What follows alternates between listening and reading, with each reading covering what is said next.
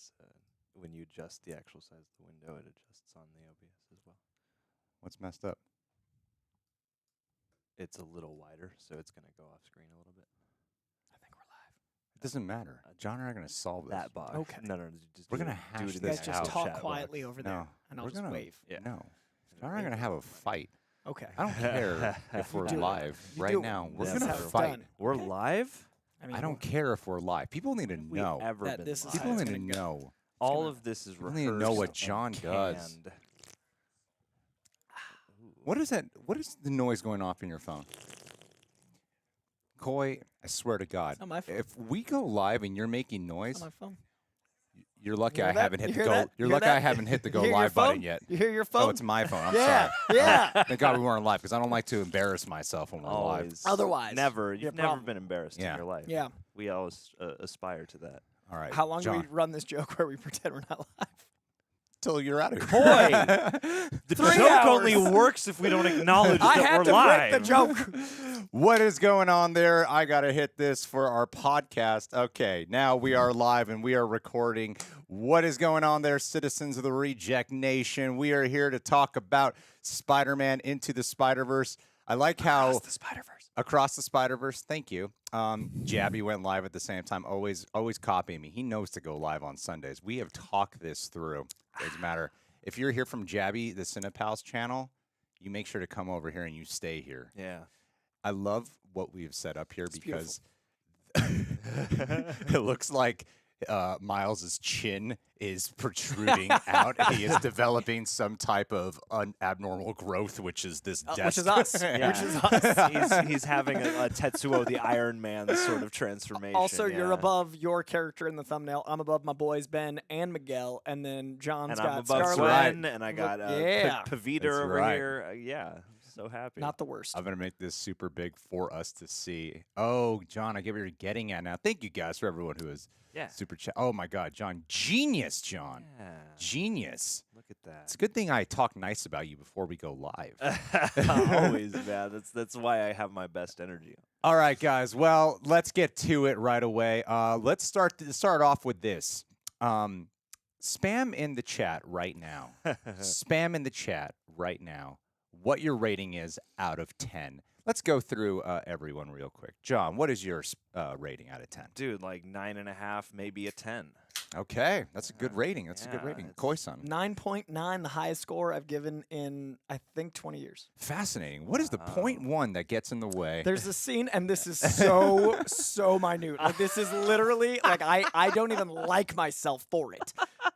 There are 2 moments in the film where I found myself, on the second viewing, not the first, aware that continuity was an issue with timing for convenience, and it bothered me. Oh. And that's literally like the most Sure. minute. But like there's Damn. a moment where Gwen leaves and then there's a long talk with Miguel and his mom, and then he catches up to Gwen in like a minute. And I'm like, nah, I don't know about that. Like they're both web swinging. And I'm like, how would you catch up? And like this is so dumb. But nothing's perfect. 9.9. Like that is so close. Nitpick really gets in the way. We got it's And you one- know when Gwen leaves, the portal stays there forever that was while the other one. Miles That makes was up the his other one. mind. And the rest of the movie, the portals close quickly. But that's Yeah, it. That's yeah. it. And like it's 9.9. Like that's cartoonishly high. yeah. We got 1 3 out of 10, but it looks like in the Wow. chat everything is hovering between 9 to 9 out of 10 here in the I had to chat. look for a problem, and therefore it's the nitpicks. These are the people to correct everyone else. Yeah, I thought this movie was probably like a 9.5 out of. I mean, I don't know. Fuck you guys. I'm a 10 out of 10 on this one. Yeah, good. No, I good. That's love it. amazing. Because well, the one thing I how many times have you seen it, John? Twice. Okay, John has more time than me. Twice. I have not seen it twice. Okay. I've only seen it one time last week, so I'm really going to dig deep into my memory as we talk about this because I've seen a lot of things since then. Sure. Uh, They're all in the Spider-Verse, though. However, I the only thing that really seemed a little off to me was in the first like half hour or 40 minutes maybe, where sometimes it seemed like the pacing was a tad off, where it would be like really kinetic and then it would slow down for these really great dramatic scenes. And sometimes I'd find myself adjusting with like, oh, okay, I got to slow down. I got to slow down. But I don't know if that was just a first viewing experience. I know there were some people who expressed pacing issues with this film. I actually mentioned that on my second viewing that I like the pacing better the second time Okay, because I good. found myself aware of how to watch the stimuli. Like there's Yes. a lot coming at you. Second time, it actually went up from a 9.8 to a 9.9. Like I literally was clocking. An extra point one. No, it did, 'cause third basic- time it'll be a Point 10. Guys, Motivated. I watch Massive movies difference. weird. The fifth okay? time Coy watches it, it'll It's be a an 11. 10.2. It's Yeah. actually off the scales. No, I watch movies weird, and it's even better the second time for me. Alrighty. Well, okay. Oh, okay. I was gonna say, if anyone gives a thank you to everyone who's been super chat. If anyone gives a $20 super chat, I have a thing we created Oh, yes. moments before. Oh, yes. That- so good. Oh, did you hear it already? I heard it quietly, and I can't wait to hear it full volume. Because yeah, quietly, I went. It's a little tiny thing, but I came up with it like a minute before John showed up, and I'm like, well, it's the only time it will be appropriate for a live stream. Yes. So I hope you guys like it. But okay, let's play a little bit of catch up here. Dimitri, okay, hold on a second. Oh yes, okay, John. I know what I'm doing, John. I know what I'm You're doing. so money, baby. All right, can you read the chat? I know it's really far away Sure. from us because there's 3 Boys. of us. Friendly neighborhood spoiler man. Oh, there we go. That'll make it easier. So yeah, why don't you guys Mm-hmm. read? I'm gonna just refresh this really quick. do we want to do any of our usual? Coy, please! I'm trying to be calm. Okay. Whoa. That's Hold big, on. big John energy, Greg. Calm down. Jeez. I am calm. I'm just trying to make everything perfect. Hold on a second. You're so money. Okay, you guys go read what's going on in the chat Pacoy, here. Pacoy, that was one of my first thoughts. Acknowledge things that are going on there while I'm fixing something. Well, really fast. Christopher Morris is broke, and I think we should all start a GoFundMe to get Chris Morris back on his feet. Everyone super chat to get Chris Morris back on his right. And lots of mentions of spectacular Spider-Man showing up Yeah, in the Josh. film. Yes, that's what I wanted to hear. Yeah. Pacoy says exactly, like one of the first sentences out of my mouth was Across the Spider-Verse is what we thought Multiverses Madness was going to be. That's one of the first things I discussed with the group True. I was with. It is exactly what I thought it was going to be, but actually a little bit more because of the spoiler stream live action stuff accomplishing something I Yes. didn't think would work. I thought Multiverse was going to include animation. Remember when we did that trailer breakdown? I was like, there's these 3 frames of animation. They're going to go into X-Men. Yeah. And then this did it, but better. So this was everything I wanted Multiverse to be and more because the inclusion of the canon events actually makes our universe included in this world, which makes the Donald Glover cameo my favorite cameo in the history of cameos. And the way they were able to utilize all of the elements of the comic books, like when he says the canon event ASM90, not only is that referencing Amazing Spider-Man 90 because that's the death of Gwen Stacy and using those comic covers, that's actually how you log Amazing Spider-Man to order it from the original publisher. So it makes so many things canon because it's a canon event. And now every time I'm in a bad situation, be like, it's okay, it's just a canon event. So it actually, affected my life in a real way. Did you guys know that Coy's +1 to the Spider-Man Across the Spider-Verse premiere? His +1, not in reverse. This is legit. He is actual +1. If you go to social media, was Yuri, who voices and does the mocap, right? He does the mocap for him for Ross the Spider- Insomniac Spider-Man, the one from the Spider-Man PS4 game and the upcoming Spider-Man 2 game as well. Which design? He does the, what do you mean? The redesigned one or the main designed one? Oh, no, the mocap he's- is he's both the him. voice, The face, yeah. however, might have a little Holland. So the face is either way. Yeah. It's him either way. But he, I talked to him after the screening that we saw last week, and I was like, "Dude, congratulations!" And he was like, "Oh, thanks, man. You're the first one to confirm it. Like, I didn't know." And I was like, "I'll see you Tuesday." And he's like, "What?" And I was like, And then I just all weekend made sure that like me and Yuri could both go. But Yuri's one of my oldest friends, and I didn't realize the impact on. I know obviously Yeah. I love the game, but the spider culture, like it was so beautiful to see so many kids and adults and people just enthusiastically like, "Oh my God, you're my favorite Spider-Man." Yeah. So I got to see Yuri like live the Spider-Man life, and it was so beautiful. And we did every meme on the red carpet. We actually did the entire red carpet dancing, the Bully Maguire, and Yes. so there's some footage out there of me and Yeah. Yuri Bully Maguire. That's amazing. Guys, okay, look, I'm trying to balance this out today because I know sometimes we start talking about things and you got to understand this feeling that happens because we do appreciate whenever someone does like contribute to like the super chats or Streamlabs. Then we're met with this guilty feeling that if we've already talked about it and then it's asked in there, Mm. and we don't want to be like some other live streamers who are like already moving on. We already asked Yeah. this. We don't care what you have to say. So, but there is something that I wanted to address that might seem a little bit off from the actual main story. But I saw this going around on Twitter this morning, which was the first trailer for Across the Spider-Verse, where it looks like, what is the name? John, you would know. I mean, maybe both of you would know. What is the name of Spider-Man India's world? Mumbatan. Mumbatan. Yes. Yeah. It looked like in the first trailer, Miles pierces through there, and then he starts fighting with Miguel O'Hara there. Yeah. Do you guys remember that? Do you think that is footage from Beyond the Spider-Verse? Oh, that could be a good call because I mean, there would be cause to go back there. They're trying to fix it. There's been question called in as to whether they can fix it, and Paviter is part of the assembled team at the very end, so it could be that they need to go back there for some reason. Sure. Yeah, because it seems like they would have to do a lot of work to just animate this. I mean, otherwise it was just a big mislead. I mean, we know Marvel will do that with like visual effects, but I don't know, something that seems more involved to do a giant animation. Yeah, it seems. Well, I mean, the Hulk footage is what I always go back to of like how big a mislead can be. Right. But I would imagine in the third film we're gonna see again a lot of what we wanted out of Multiverse of Madness. Yeah. So I think there's gonna be a big sequence of like tearing through universes, which I think might land in live action Miles Morales. But I do think that is a sequence we're going to get. What I heard from certain screenings, and I'm glad that they prepped us for. It made me think of when they did Dune and when they made sure to put part 1 on there.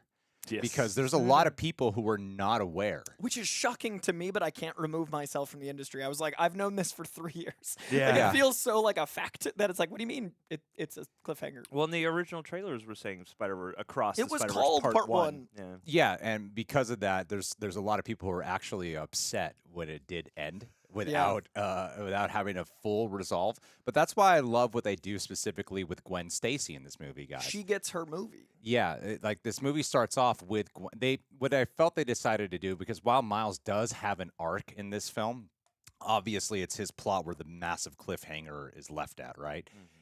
They made sure that they told a complete story with Gwen Stacy at least, though. Yeah. And starting it off with her and then ending it off with her resolve with her dad by the end, which also, like because of the fact that her dad doesn't decide to be captain and showing that nothing's really going wrong in her universe, Yeah. that Miles is right. There's a way to change things without it like causing. It's not called an incursion, right? In this canon universe, event. Specifically. what is it? Canon event. Yeah. Like No, comic canon. but what if something goes wrong? What do they call that? Because Because an incursion's when something goes wrong. incursions when the two worlds collide. This isn't another world Yeah, colliding. this It's is- an implosion. Breaking canon, I think, is what they called it. I'm yeah. basically okay. So that's what I was Yeah, yeah. looking for. yeah, sorry, yeah. Breaking can. But yeah, I thought that story was absolutely brilliant here. Yeah. I'm so glad that wasn't in the trailers. I was thinking the moment they said the word canon, how much I would have known about the plot.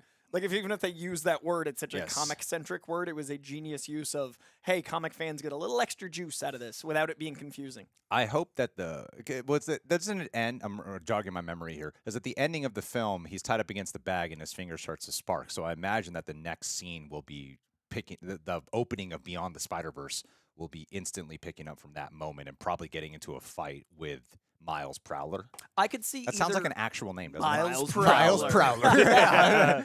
I could It's like see a small that. town justice show.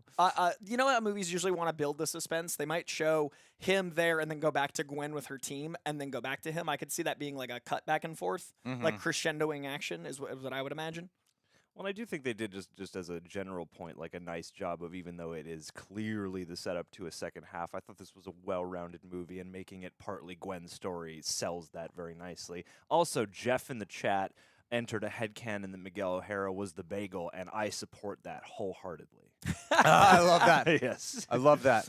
Someone said, wasn't it called an anomaly? The anomaly is the person, the entity that is the issue, like the act of.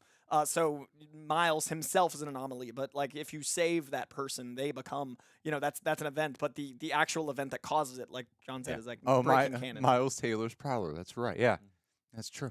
That's a good point. Okay. Alrighty. Oh yeah, and they mentioned the that's great. Sinister Six cartel as well. So Yeah. I love that.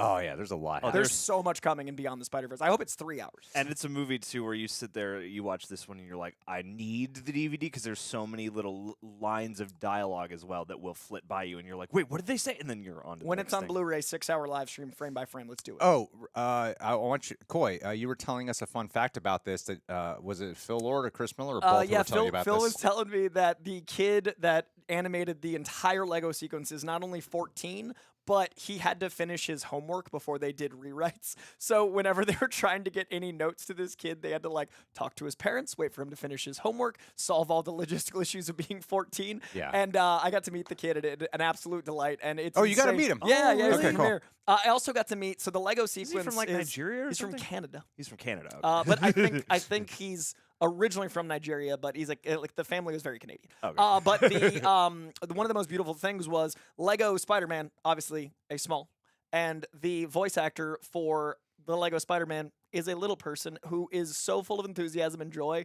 And so I got to meet He's him. one of our and best. Yeah, he's incredible. So they cast a little person to play Lego Spider-Man and also animated by a 14-year-old who had to finish his homework for rewrites. Like that whole sequence makes me so happy. So I got to meet Movie both them at the magic. premiere. That's but amazing. Yeah, Phil was describing all the logistics of having all the different pockets of people, and the way this whole team came together is literally thousands of artists all over the world, and a lot of them's first or second project. Yeah. So it's a truly one-of-one event in movie making. Yeah. Beautiful. Luke, the reaction I know we got a good amount of super chats, which we really appreciate. We will get to all of them right now. There are some things I do want to talk about. I thought Miles's reaction, the reaction to Miles being in the wrong universe, that moment, I forget when it was. I think it was when it was right when the mom is like, who's Spider-Man? Yeah. Because what I love about the writing of this, I feel like not enough people talk about the actual writing of this movie. Because there's certain lines that might sound like just a fun fact or a part of the world building. Because, Miguel's the one who says that he's telling Miles, I believe it's on the train. You guys will really have to help me out here. Oh, yeah, we just sequences saw it. take Yeah, place. yeah, But that's the scene when he's telling him that it wasn't supposed to be him that was bit, that he took someone else's spider, right? Yeah. And you're not really thinking about it's more like, oh damn, for Miguel, and what the movie does such a good job at doing is in that moment when Miguel is saying that to Miles, it's, to me at least as a viewer, I'm there going, God, that's fucking hurtful, Miguel. Right. No, they that made it is- emotional first. Yeah, it's so painful. Like you just keep telling him you're not worthy, you're not good enough. You don't and that's belong. all you're thinking. I'm not even thinking about like, oh, I wonder what that universe is like with. That's not even like thinking about that. But when the mom says that, I was next to Olivia, my wife, and I was like, oh my God, he's in the wrong universe. I was freaking out. And that is such a great setup. Because I love that this movie, it does go. I didn't laugh as much as the first movie. I don't think anyone does with this film. I didn't laugh as much as the first movie. I love how much darker this particular one is. It progressively gets darker as it goes, right down to the very last moments. Even in its hopeful moments. I had two quick things that relate to that. The beautiful thing that I caught was on the first viewing, I noticed that in his universe, the sodas are named, and in the new universe, his Earth 42 that he lands in, there's a billboard that just says soda. It's a generic It's a brand. generic brand. And that was my Yes. first inkling. And what I love is that gives you an almost in your universe, like us viewers, spider sense. Because my brain went, and I noticed myself looking more detailed. And then when I knew was right before the mom even came in the room, what happens is he lands and he has to hide his suit. So he picks up clothes off the ground of that universe. And in all of our Miles, he's wearing a black, dark green black jacket with a red hoodie. That's his imagery. In that universe, it's a purple hoodie and a green jacket. So he's got Prowler colors on because he's he's literally wearing the Smart, colors yeah. of the Prowler in the Prowler's That's universe cool. because that's what he would dress as. Yeah. So I noticed that he put on the hoodie and that it mirrored that, but also I was more attuned to it because in the comic books, there is a canon where Miles becomes the Prowler, and that's yet another. I'm going to do a whole 5-minute rant on Donald Glover at some point, but that is yet another thing that ties into that cameo that I'll talk about later. But I think it's a really beautiful way to subtly make you, the viewer, have spider sense. like, why does this feel off? What's different? What's off in this color? Well, and the great thing, really quick, about that sequence, watching it the second time, is they actually, in the filmmaking, like the first time it worked so well on me, I had that moment of, oh shit, no. And you watch it again, and you're like, "Oh man, all the visual cues are here." You see the computer bring up Earth 42 before he goes back. On the actual screen. Rio shows up, and her eyes are green instead of brown. It's like there's so many little tells that are terrific. Even the design of Miles' room is slightly different. The posters are slightly different, so like you can pick up. It's really fun to note those details on the second time because they trust that you won't be. If you get them the first time, then good on you. Yeah. I will say this sentiment of this is like their Empire Strikes Back. I hear that about like every goddamn part 2. Every good, Right. every part. Every part 2 they say that like nowadays. This was that though. This was the case of this is like the Empire Strikes Back of the trilogy. Yeah. And it's rare where I truly agree with that sentiment. I really agree with that because it is one of those things where the story is open-ended by the time you get to its closing credits, and it ends off on like a moment with like, God damn, I gotta watch the next one because I need to see the story complete. Yet it takes you on such a immaculate journey throughout. Yeah, I really love this movie. It's true. A lot. You mentioned the drama over the comedy before, and that's something I was talking to Chris Miller about after the first screening that we were at was it's basically what they did for comedy over the last 10 years. Metamodernism is my favorite study of art. Metamodernism is sincere irony and ironic sincerity. It's this blend of self-awareness where the audience is part of the participation of creating. So you have to be a futurist to make a movie in metamodernist sensibilities. What I hope the metamodernism of the way Lord and Miller make their art translates into next is we've accomplished the comedy being so self-referential. Everything's got that Deadpool flavor, Lego movie, all those things. This is the most sincere drama I've seen in a really long time in its earnesty, and it's wearing itself on its sleeve. And without the honest audience participation in that, you don't buy a movie with a bunch of Spider-Men being this big of a drama. You don't buy something being this emotionally available unless you have that relationship with the audience. And what I hope metamodernism evolves into is a more sincere drama so we can start being honest with each other about like the mental health elements, the drama, the sincerity, the openness. And I think that's where they're going. I think that's really beautiful maturation as filmmakers as well as the audience watching it. And I think that's what this movie represents and how it's like Empire. Man, Coy, I can't wait for you to talk about the duplicitousness and the duality. There will be duality and duplicitousness. When we get to that Donald Glover cameo, you better believe it. Yes. Well, and in the gallery scene when they're fighting Vulture, there's like a mild breakdown of exactly their metamodern aesthetic. Yes. Gwen shouts out. Back- Technically, it's commenting on the art, but it's still art. I love that so much. Bagsack, thank you so much for telling us about your friend, man. So the That's guy who so made the Lego cool. thing is Lego Me Online. He all right. recreated the trailer as well, which went very viral, deservedly so. I think having Spider-Man India's character in here was genius because now this movie's going to make even way more money. Trillions of Like, dollars. damn, they really delivered on that. It also showed what happens to Spider-Man without trauma. I think that What a it's- delight. What I love too, especially thinking about the ending, was this movie introduced a whole new set of spiders that you mainly focus on. I'm not just talking about, help me out here, guys. What is it called where Miguel O'Hara is running everything in the spider universe, the community of everyone? Spider Society? Society. Okay. The spiders. I'm not talking about the Spider Society. I'm talking like Spider Punk, Spider-Man India, those guys.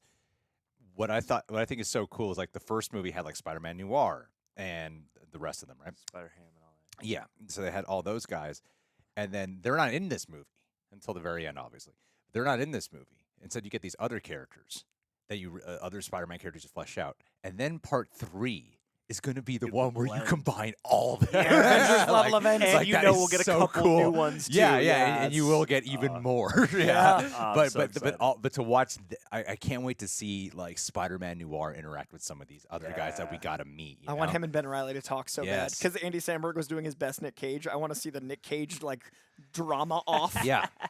Oh yeah, we got to talk about that. Okay, really cool. Let's play a little bit of catch up here because Gabe, I've been thank you. monitoring as much as I can here. Nicolas Cage. Yeah. I Just really, thinking about my past. I It's really- very emotional right now. This is a 10 out of 10 for me. All right, guys, watch Greg do some massive readjustments here. Oh, shizzle. Do it in real time. So real quick, other than I know we'll probably talk extensively about this, Coy, especially on your end. John, what was your personal favorite Easter egg in the movie? If you had to Ooh, nail it down, I know dang. John is really good at narrowing things down to one thing. My favorite And I feel like he can do it today. singular Easter egg Yeah. in this film. I know you can do it, John. I've never believed in you more than I do right now. Oh, golly. Don't worry, John. Be confident. It's really easy to be confident when you just tell someone be confident. Yeah, no, That's no, how no, it don't, works. Don't think of an elephant. I really liked every Easter egg that I encountered in this movie. They were all the best Easter eggs. I'm trying to think of something that's not super obvious. I don't know.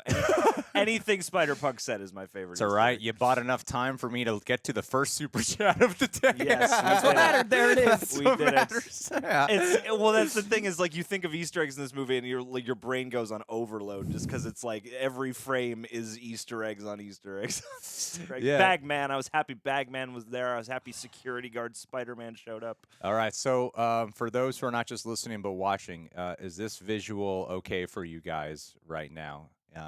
Yeah. Do you think this looks? What do you guys The think? cough. It looks There great. you go. Ah, They had the as cough. well. Oh, at the opening beginning. frame. Okay. Yeah. As long as this looks good to everyone, especially these guys they contribute. I want to make sure their names shine on screen. Oh my God, I messed it we all can't up. see their names now. Now they have no names. No, they have no They names. have no names. Now they're just an amount They're all and a Robert Paulson comment. right now. All right, hold on. Let me just readjust this a tiny bit. Bear with me, ladies and gentlemen. I know what I'm doing. You are the master. You're the king. I didn't catch that till the second time, Mike. Mike Fjord. They have Genki playing Yuri's Spider-Man in the dorm room, which I loved very much. Oh, is that the game? Yeah, he was literally playing the Spider-Man game on PS4. I like that Miles also has just it's not a Spider-Man thing. It's just he has a sign above his bed that is in the Supreme text, but it just says sashimi. Yeah. I love the multiversal stuff in this one too, like the first where they had that weird Seth Rogen poster just cuz. There's so many of those like details. I can't wait to frame by frame. Yeah. And I don't know. This has like the There we perfect. go. Oh hey. Does this look fine? Looks great. We got names, we got screen, we got Nice. super As chat. long as you trying. can line up, yeah, the super chat with the bottom of the chat. That yeah. is so money. Is that our first one, Johnny? Yeah, Johnny. Johnny, in honor of Johnny. John, take it Hey. away. Nice Spider-Man ranking, and thank you for your contribution today. How about a ranking from each one of y'all three on Tarantino, Nolan, and Villeneuve's filmography after their upcoming movies? That, I would be super thrilled to rank all of those people's movies and to see the ones I haven't seen from each of them, which is only a couple. Yeah, I would love to do that. I especially would love to do that for. It might be fun to do after Nolan's Oppenheimer comes out. Are you a Nolan I'm a fan? huge Nolan fan. But Tarantino, he's working on his last movie. I think it's called The Movie Critic right now. So maybe after Dune, after Oppenheimer, and then after the last Tarantino. Yeah.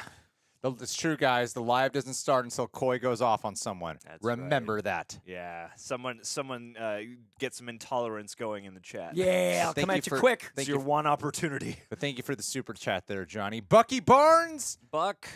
Atlanta. Hey, guys. Sorry I can't be there today. Seen the movie in 2 hours. Hey. Oh, avoiding spoilers. See you next week. Appreciate you, Greg, John, and Coy. We appreciate you, Bucky Barnes. Bucky's usually the one who is holding down the fort here when it comes to making sure everything's going smoothly in the live stream. And by the way, if you're So it's here, anarchy today. please make sure, like a Spider-Punk anarchy. If you are here today, please make sure to leave a like. That'd be very much appreciated. Seriously, it helps with the playback on these things. Kids and anarchists. Because a lot of times we do these, and people will go, "I thought you guys were going to do a spoiler talk for spoiler review for Spider-Man or something like that." They always say that, and then I'm like, "We did do it. It's just sometimes the live stream playbacks don't show up in people's feeds That's a lot of the weird. time, Like it. or yeah." That'll get it up there. Dimitri Guerrero. Hello there, Reject Nation. Much love from Cali. Yes. That's how I imagine you sound. This A lot of love- caps. Thank you this so much. Fresh love too, because you're close. Thank you. Dr. Father Figure. Yes. Okay, yes, this is a great one. Dr. Father Figure, thank you. Coy, why don't you read that one? Love you guys. I think this could shape up to be the best movie trilogy ever. Definitely the best sequel to the best comic book movie. I actually resoundingly agree. I think there is a lot of interesting takes on all the Spider-Man. I think all the Spider-Man movies, all 10 of them, have merit in their own way, but I pretty confidently believe that this is the best pair of them. And if the third, sixth, the landing, which I think it will, I think this might be my favorite trilogy of all time, which is high stakes. But yeah, this is a beautiful series of movies. I'd be I've heard someone debate this. We'll take let's say 1 minute to do this. I've heard some people say this, that there's no way this could be the best one because it's an animated movie. It's not, there's this weird thing where some people feel like it's less than or doesn't quantify in the same category because it's animated. I think in a lot of ways, putting an animated movie is a lot harder to put together because you can't just fix it in the edit. You might think that, but you really gotta map shit out to a T. So much so where you have to be a lot more meticulous and a lot more crafty about the way you put everything together. Do you know what I mean? I think James Gunn was actually speaking on that when he was talking about why he was so impressed with Into the Spider-Verse. I honestly am probably, of the three of us, the one that struggles with animation the most, and this is my favorite Spider-Man movie, and that's just because of my connection to character and the way my brain digests art. I just prefer live action generally, but as someone who's willing to say that is so ignorant to denigrate an entire medium just because of it being in a format. So that's like the same people that are like, we shouldn't allow any comic book movies to be in the Oscars. Why? They're movies. The Oscars are to celebrate motion pictures. These are moving pictures. Yeah. And everything is based on something, not everything, but biopics are based on a life, and lots of things are based on books, and some things are based on other things. So just to exclude an entire medium for your own ignorance is your own ignorance. And like what Kyle's saying in the chat too, it's better because it's animated. Exactly. The animation is such a big part of its character and voice. They really lean into it. It's not like they cheap out with doing anime. It's a part of its voice. Yeah. Yeah. And it has all the heights of a big blockbuster animated movie, but it has all the artistry of an indie animated movie. And I feel like you have, in some ways, more control over an animated movie, but also you don't have the same kind of human nuances of performance. And so while you may be restricted in live action to your footage, at the same time in live action, you have to translate so much from scratch. All right, that went into 3 minutes, God people. damn. We got to tone it down now. Never mind. What John said is now irrelevant. Alistair McDonald. John, read that in your best Scottish accent. Best film I've seen this year. I loved it. Hope yous are well. Love from Scotland. All right. Very good. Good as golf Very clap, good. Scotland. Very good. I want a riotous, whooping Scottish. I can see this going down as the best movie of the year for myself. My current favorite movies of the year are John Wick 4, Missing, and I would say Guardian. I kind of prefer a couple of these other movies over the Guardians. Cool. Mine are Air, Blackberry, Guardians. Haven't seen Air yet. Air was my number one until Guardians, and then I saw Blackberry, and I was like, whoa! And then this. So those are my top four, and those will likely be my top 10. Yeah, there's something. They're all so different. There's something about the movie Missing that just. I love how much you love I Missing. was so in love with that movie. I was like, this movie just was so insane. Oh, cool. And I really liked Evil Dead Rise a lot. I love that a week later, Missing is still like, oh my God, for you. That makes me so happy. That was one of those videos where I was like, I know this is not going to get a lot of views, but I It's don't for care. me. Dude, I want whoever But watches. I love it. I hope they enjoy. Oh my God, we got a $20 super chat. Up. It's time. Get ready. It's from Media- Tarantino. there you go, Get right at ready. the top. Guys, everyone listen. Super chat. John, I turned on the monitor and tested John, it. that was such a So big here. moment So of here. truth here. It was so All funny. right, let's. Of course this would happen. It was the quietest pause ever. Oh, Momentous silence. It's all right. super chat. Breaking my heart. John. Breaking my heart. John. I tested it. He did. out. That's why I heard it real Coy quiet. heard it. I heard it in the Are headphones. you sure you sitting- just didn't play it from the Verified. computer? I am We have our first 20. absolutely certain I've been rushing to get to because a I $20 super changed chat this just to play this output 3 seconds. to monitor it, and it. Can you guys hear anything? They're just like, Super chat. Look at that. The media. It is playing. someone can hear Can it. you is guys hear playing it? because In the multiverse, it's Type playing in the somewhere. chat if you can hear it. Here, I'll make a separate media Somewhere source in the multiverse, it's just playing. in case. Wait, we need to refresh. Hold on a sec. This is so we funny need to me. Oh, they do hear it. Yeah. Oh, they hear it. Oh, they hear it. I don't know why the monitor isn't Okay. doing it now, but It wasn't. Hold on a The second. chat wasn't For refreshing, some so it reason, was even more why is the chaotic. chat refreshing on the Are we like scrolled the up or OBS? something? That's why. Yeah, we were. Yeah, we didn't know. That's funny. Hold on. Okay, hold on. I need to redo the chat here super quick. This Tech on tech on tech. I could do it John style. Well, it's harder when you're texting me because It it's is. like, He's got you know, more it's like shit going on. producer notes. It's like the producer's watching and you're like, oh, I gotta have to. When you're on the you're not third set aware of of something screens. happening. All right. It's all good. You're so money, baby. I'm just refreshing this. That's not it. John's watching. Oh no! Hold on, I'm gonna text you. No, I no! mean- Oh no! I'm gonna start texting you. What right do about this. I do? I would love if somebody had that response to my attention. oh, Like, oh, no. Can't screw up in front of John. oh God! Let me see. So now I am like in my own head. Let me about see it. this. Now I am in my head. It's okay. There it You're is. so money, baby. You're so money.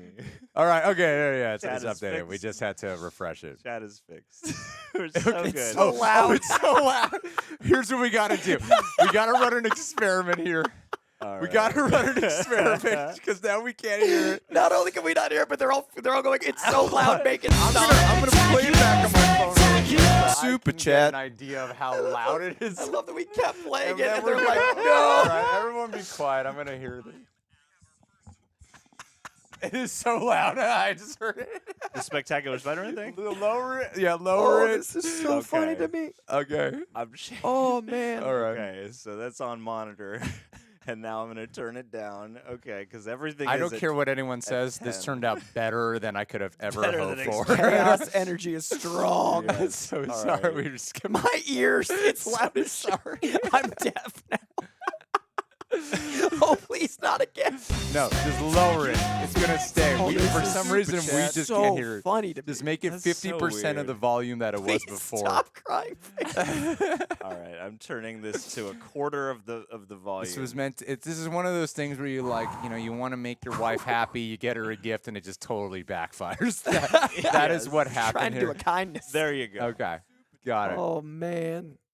All right. So it was working. It's not working now, but they can hear it, so it's good. So we just can't hear it, but it's at 50%. Yeah, it's at less than 50%. All right, everyone, brace yourselves. I'm gonna play it again, and tell me if it's fine.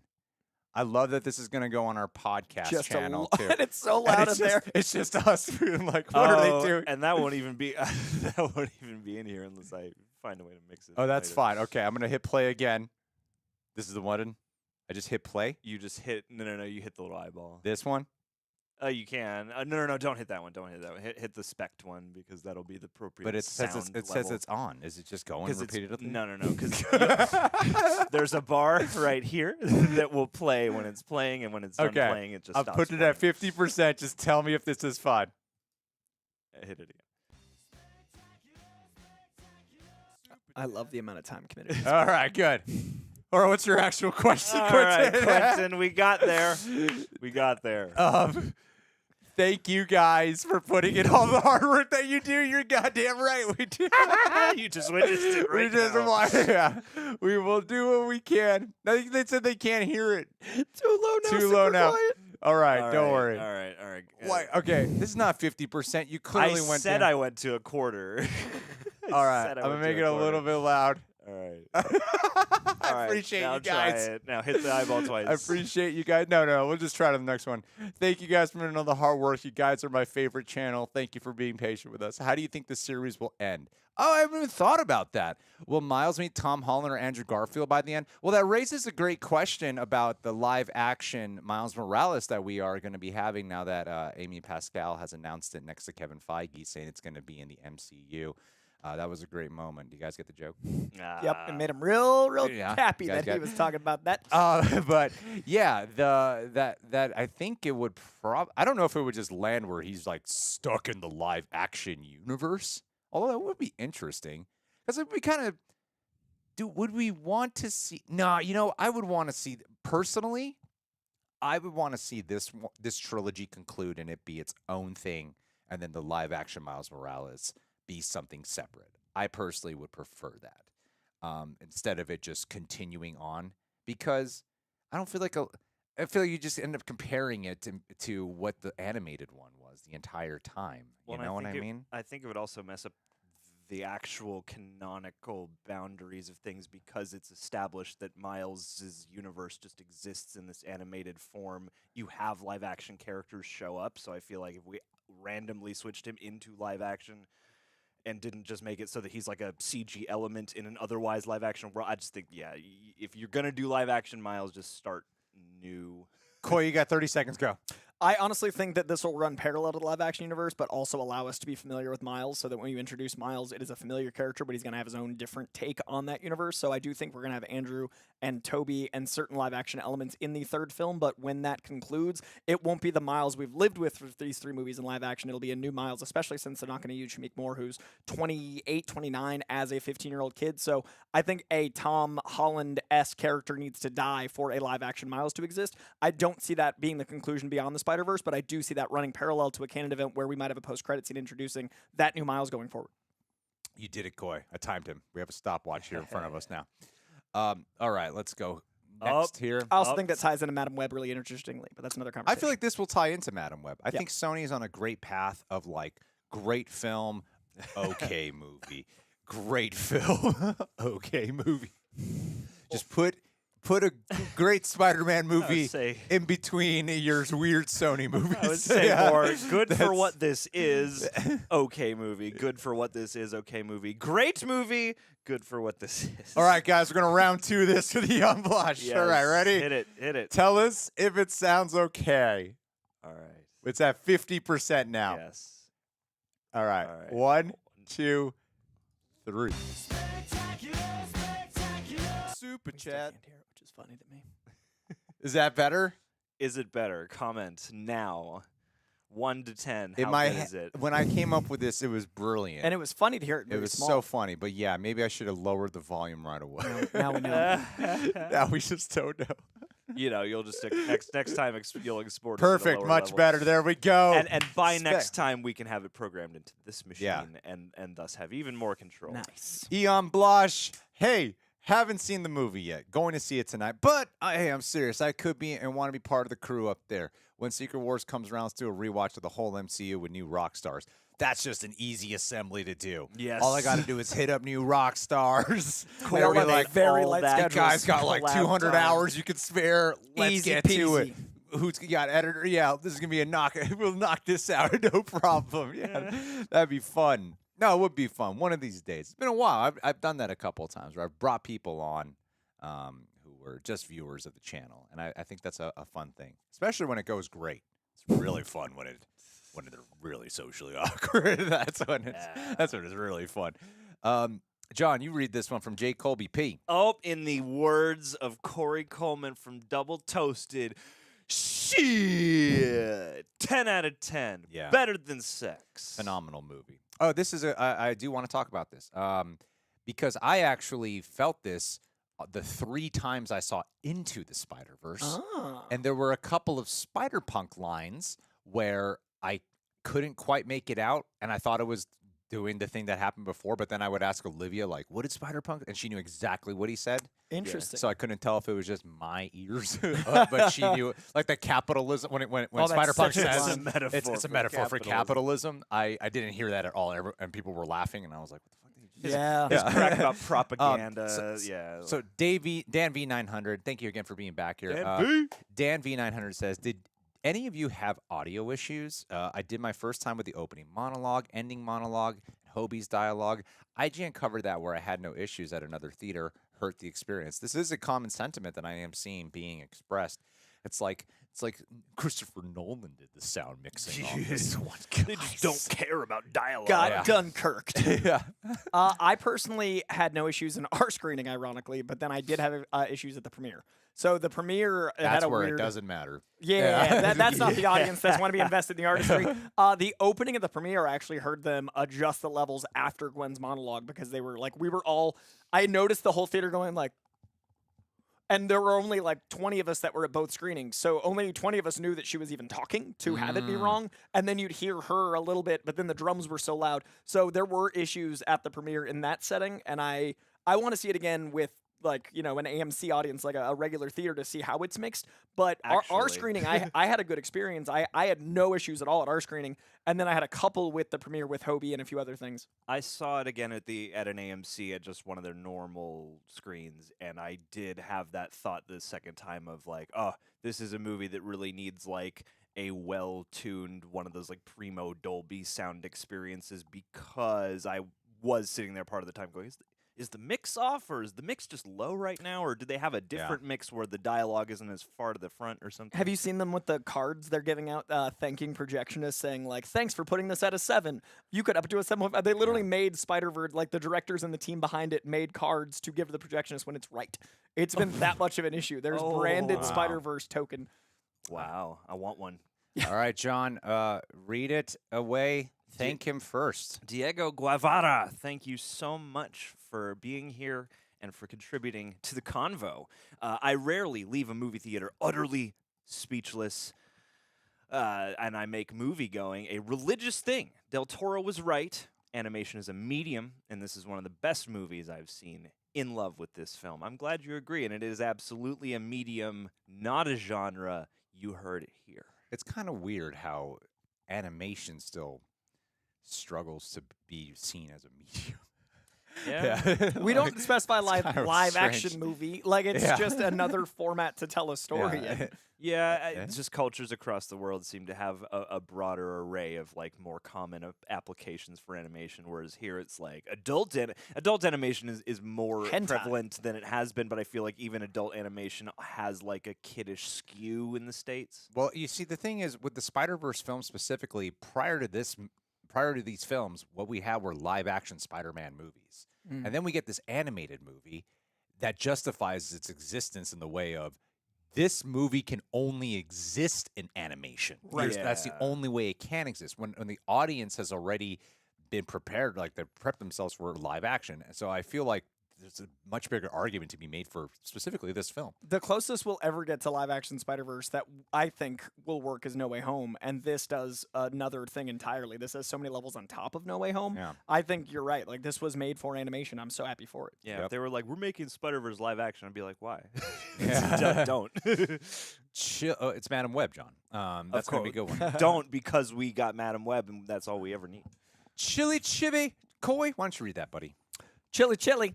One thing on my mind is how the hell was Sony able to completely replicate Lego stop motion from the original Lego movies unless they got all the original animators? They got one animator, a 14-year-old boy that was delightful and wonderful and talented and has a big future in animation, and he had homework to do. Do you remember the name of that boy? I do not. I mean, the unfortunately, channel, the Lego channel. Me, Lego Boy. Lego Me, something, Something like that. Something with me in it. He made the trailer, so if you go on Twitter, he's got like all that stuff pinned, but if you type in like Lego trailer Spider-Man, Lego Spider-Man, he'll pop up and he's a delight. How great would it be to see it tie into the Lego movie? I would Yeah, be if you so got happy. Lego Spider-Man, and I think they repurposed. He's one of their best. I think they repurposed J. Jonah Jameson's audio from the first Spider-Man movie. At least that one scene, yeah. I think he's a Nexus level being where JJ Oh, is the same in every 1000%, universe, yeah. which I love. 1000%. Yeah. And he should be. Yeah. But also the Lego Batman, Lego Spider-Man crossover is how we get amalgam, because Lego owns the rights to both, just like Funko owns the rights to both. That'd be an easier actual legal issue to get like a Dark Claw and amalgam universe. True. Dude, True. sweet. Alrighty, let's go here. Jefferson's taking his from Dan V900 again. Jefferson's taking his wife's last name was interesting. Noticed that, yeah. I did not, His because I'm woke. His badge says Morales. Oh, really? Yeah, his name That's tag. demasculating. I'm It wondering. is. I'm wondering if that's He going is to a be. simp. Did he Uh, also cut off his testicles? There's a and go, whole just deleted one. scene. Here just you one. go. This is why we can't have any more children after Miles. Yeah. It was symbolic. I also am wondering if Jefferson Davis is going to be his name in the new 42 universe. Right. Like if the one that Miles is trapped in, he finds out his dad's last name is different. That'd be an interesting little like. I must read the rest Oh, of the please, super chat, please. please. To not be Jesus, Coy, disrespectful. Please. No Davis for him. The comics explaining why Miles has his mom's last name was convoluted when the meta reason was Miles Davis is too famous. Oh, yeah, Good point. Well, and Jefferson Davis, wasn't he like a Bit of a controversial figure. Confederate Leader. Leader, yeah. So I think they. The writers of Spider-Man didn't bother to Google. This whole Morales family, let's just call them the Morales. I'm going to create the first Jefferson Davis ever known. Yeah. I honestly, Brian Michael Bendis is a very, very progressive and worldly and historical man. I'm wondering if he was trying to like reclaim the power of the name, and people just didn't take to it because that's not something he would accidentally do. We don't know that. Maybe that's how he learned. Paul and I have to change the name of our podcast because there's another real spoilers out there. Ooh, It's called Get a Across cease and desist. No, we just got a bunch of Twitter messages. which is the 2023 cease and desist. Xylee, who read the last one? Me? John. Coy. I am glad. Thank you for being here and for contributing to the chat. I am glad we got a legit cliffhanger in this movie. A lot of Marvel movies set up for sequels, but sort of wrap up things in the movie. But this was great, and I agree. I feel like this movie managed to bring it to a point where it doesn't just feel like the book stopped at random. Like it feels like a complete chapter, but that also definitely begs the next part of the story. Well, that's partly too why I think. What was your bottom line that you think Miles Morales live action should be the same one? No. Yeah, I don't think so either. Because one thing that I was thinking about too is that with the live action one, they probably might want to see him paired up with a bunch of other Spider-Men as well, because that is our introduction with Miles Morales. Miles Morales is born of not just his own origin, but his Uncle Ben is not just Uncle Aaron, but also the Spider-Man dying. And I think killing one of our Spider-Men, whether it's Tobey or Andrew or Tom, would be a great introduction to Miles. Well, the other thing, too, that I think this movie really exceeded at was one of my main takeaways when watching this was Miles Morales. Like, I loved Miles and Into the Spider-Verse. I did. But so much of the experience was a takeaway, and other characters were a takeaway, too. And like, while I loved him in that one, when I think about this one, I'm always thinking about Miles specifically. I know there's like a lot of great Easter eggs and cameos, and Spot is great. I do want to talk about Spot. We got to like find time to really talk about Spot in a second. But Miles specifically was phenomenal here, and I really think we should. I want like for the live action one for him to not feel like he has to be in someone else's shadow, even though usually Peter Parker does come before. One of my biggest takeaways of why this is a 5-star film for me, and I looked at all my 5-star films, and a big through line for me of what makes a movie perfect is when it transcends either the original or the medium, and this does both. Yeah. I personally enjoy Miles Morales more in the movies than in the comic books. Like, I find Miles more captivating in this translation, and I usually enjoy a comic book better as a comic book. Like, No Way Home, I enjoy more than the Spider-Verse saga because I think they accomplish something unique to the medium. This I enjoy more than Miles Morales or the Spider-Verse saga, so this is a clean 5 for me because this Miles is more interesting, so I totally agree. And the twist at the end, I think, serves this medium better. The idea of Miles v. Miles is much more interesting in the medium of animation for me. True. That. Oh my gosh, John. Oh. Really, I don't know if this converts to 20 because I don't know at our INR Indian conversion money. Oh, sure. So we're doing it. We're doing it. We're doing it. Everybody, listen. Super I don't chat. see the thingy. hit the eyeball again. We're gonna hit it again. Tell us if Hit it it again. plays. Where's the thingy? This will not stop causing me Just 3 hours of this. problems. Okay. I mean, the sound waves. Super chat. Yeah, The sound waves are good, Yeah, so it must yeah. be playing. Who reads Best this one? Spider-Man movie, the story, everything is great. I do feel getting kind of bored in the first 40 minutes overall. It's a 10, and a special mention to Spider-Man India. As an Indian, it was so great to see him and the world of Mumbattan. Everything was culturally perfect.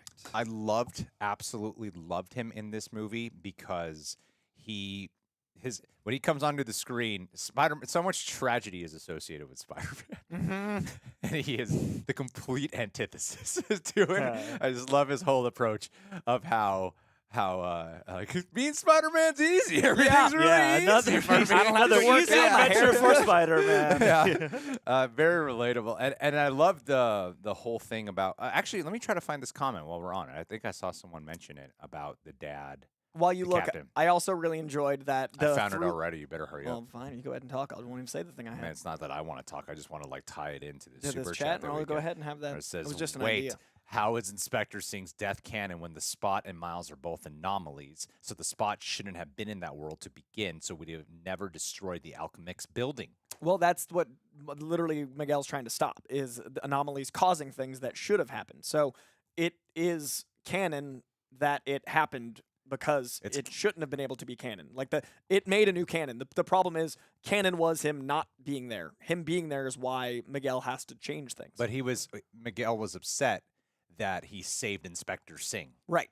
And so that's where his question is coming at. So I guess like Spot still shouldn't have been there. I think he would have died some other Singh way. Should have died. Yeah. Right. I'm saying Yeah, like he would have died in another way, which would have been. He would have died in whatever natural way he was supposed to, whereas this is just muddying that whole process up. Yeah. I get where your confusion is coming from, but I think it tracks. And the thing I was going to say was I love that the Spider-Man humor translates between I thought it was really clever to have Miles open with ATM machine. M is for machine, which drives me crazy too, just like pin number. The N in pin number is number. And then the chai tea redundancy. I love that there was a parallel of humor in the Spider-Man. One That's a that good point. even Miguel has a certain humor, even without becoming jokey. But that's what I mean is that they have the same problem. Like chai tea and ATM machine are the same issue, and I thought that was a clever way to have the humor parallel. Sure. Well, I love. How do you pronounce his name? Who? Spider-Man India. Paviter, I'd have to look. I always get the last name.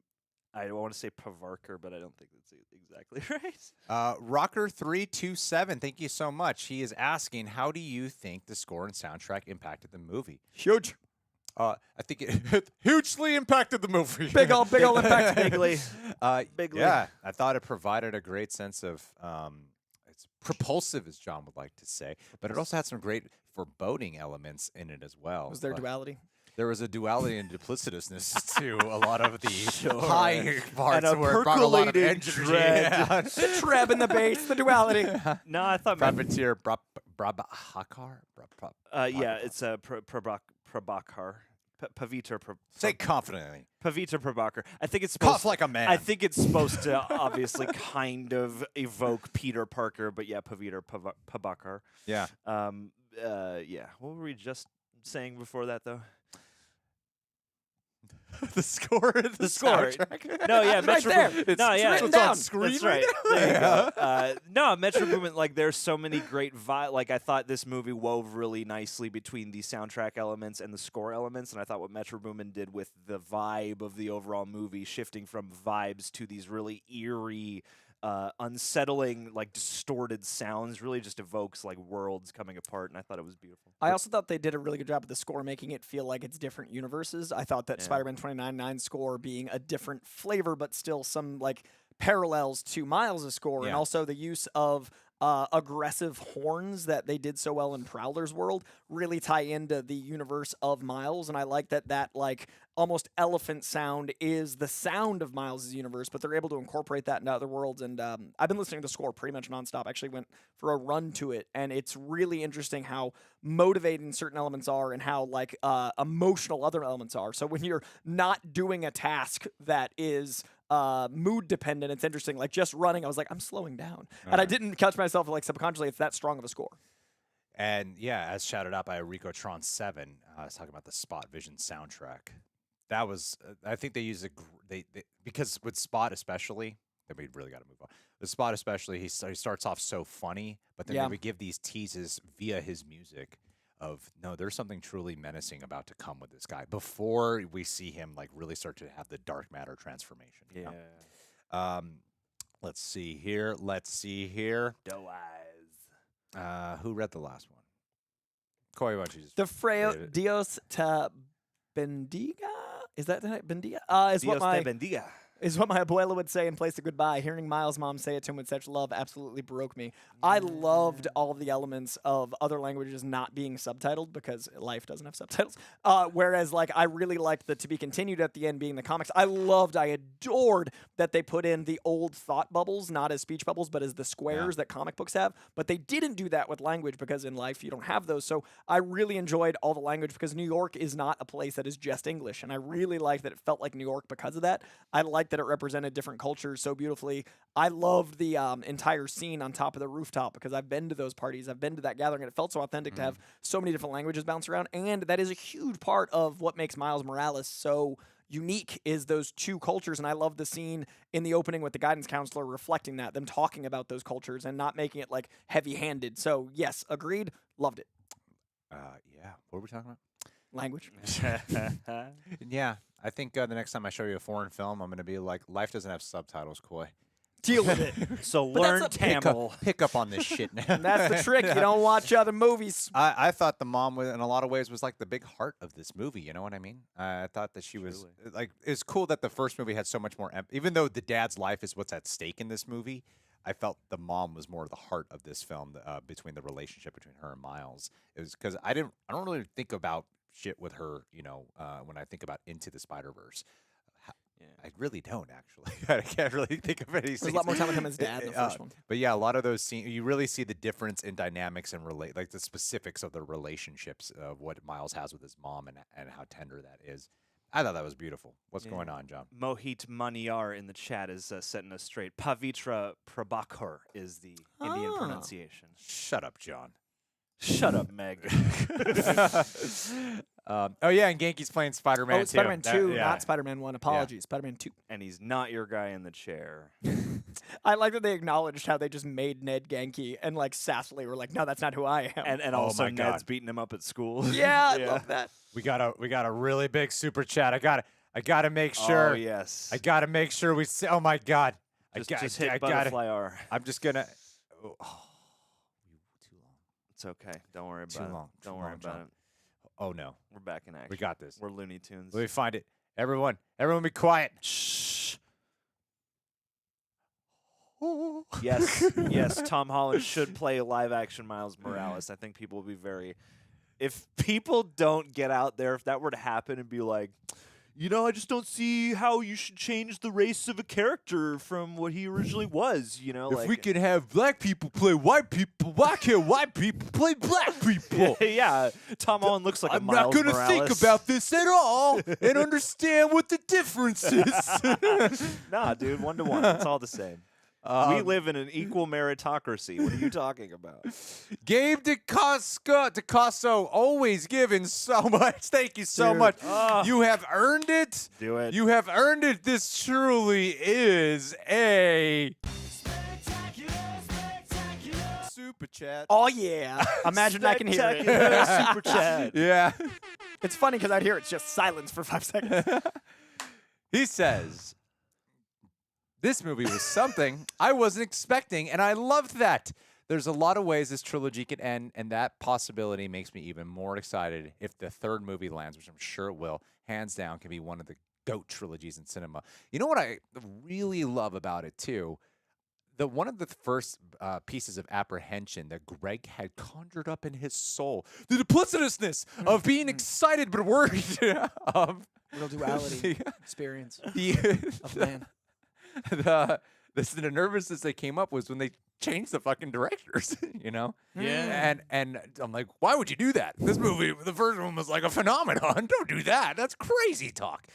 And then they managed to deliver something even better. Yeah. I don't know if I've ever seen a trilogy be a 5 and then have another 5 ever.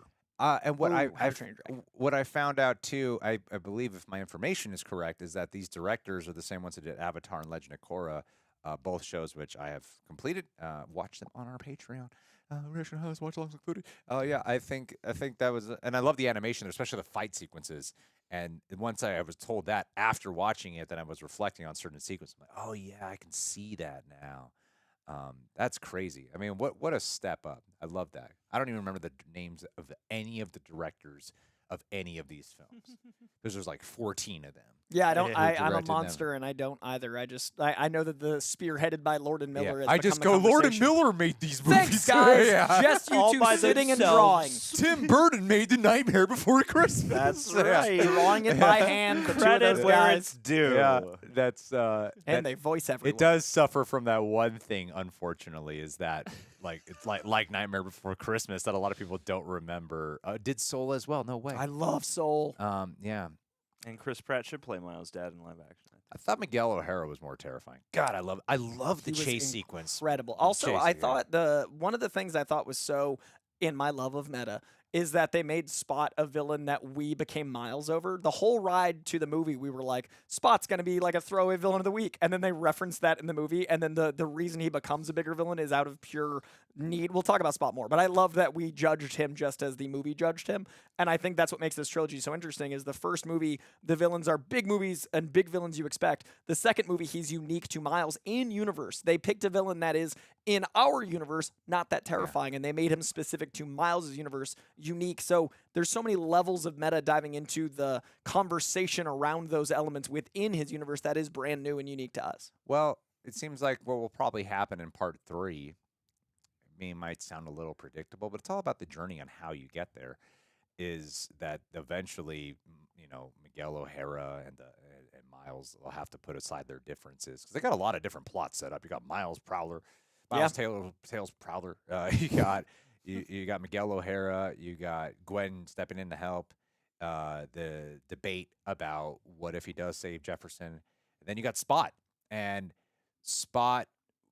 Like this movie, like centers it with Spot being the antagonist, but he's kind of. I feel like the third movie that they'll have to eventually put aside their differences, and all the Spider-Man will have to work together to stop Spot. Because even after watching, I'm like, I have no idea how you'd stop this guy. I just have no clue. Well, yeah, they'd all have to science their way through it. Yeah, that's what the finale is. Them doing science. I love the growth. I mean, that would be so fun. I love the growth in the arc of that, and the way that Spot goes from being this innocuous thing to being more of a threat, and then to just giving way to a situation that is really bad. And we don't even like saving the actual let's go get and fight him for later. He went from villain to Roland Emmerich film. Like it's an actual zeitgeist shift villain. I love that so much, and I do think even though we know that is an element, there's so many other elements. It isn't predictable because that's just one piece of a puzzle.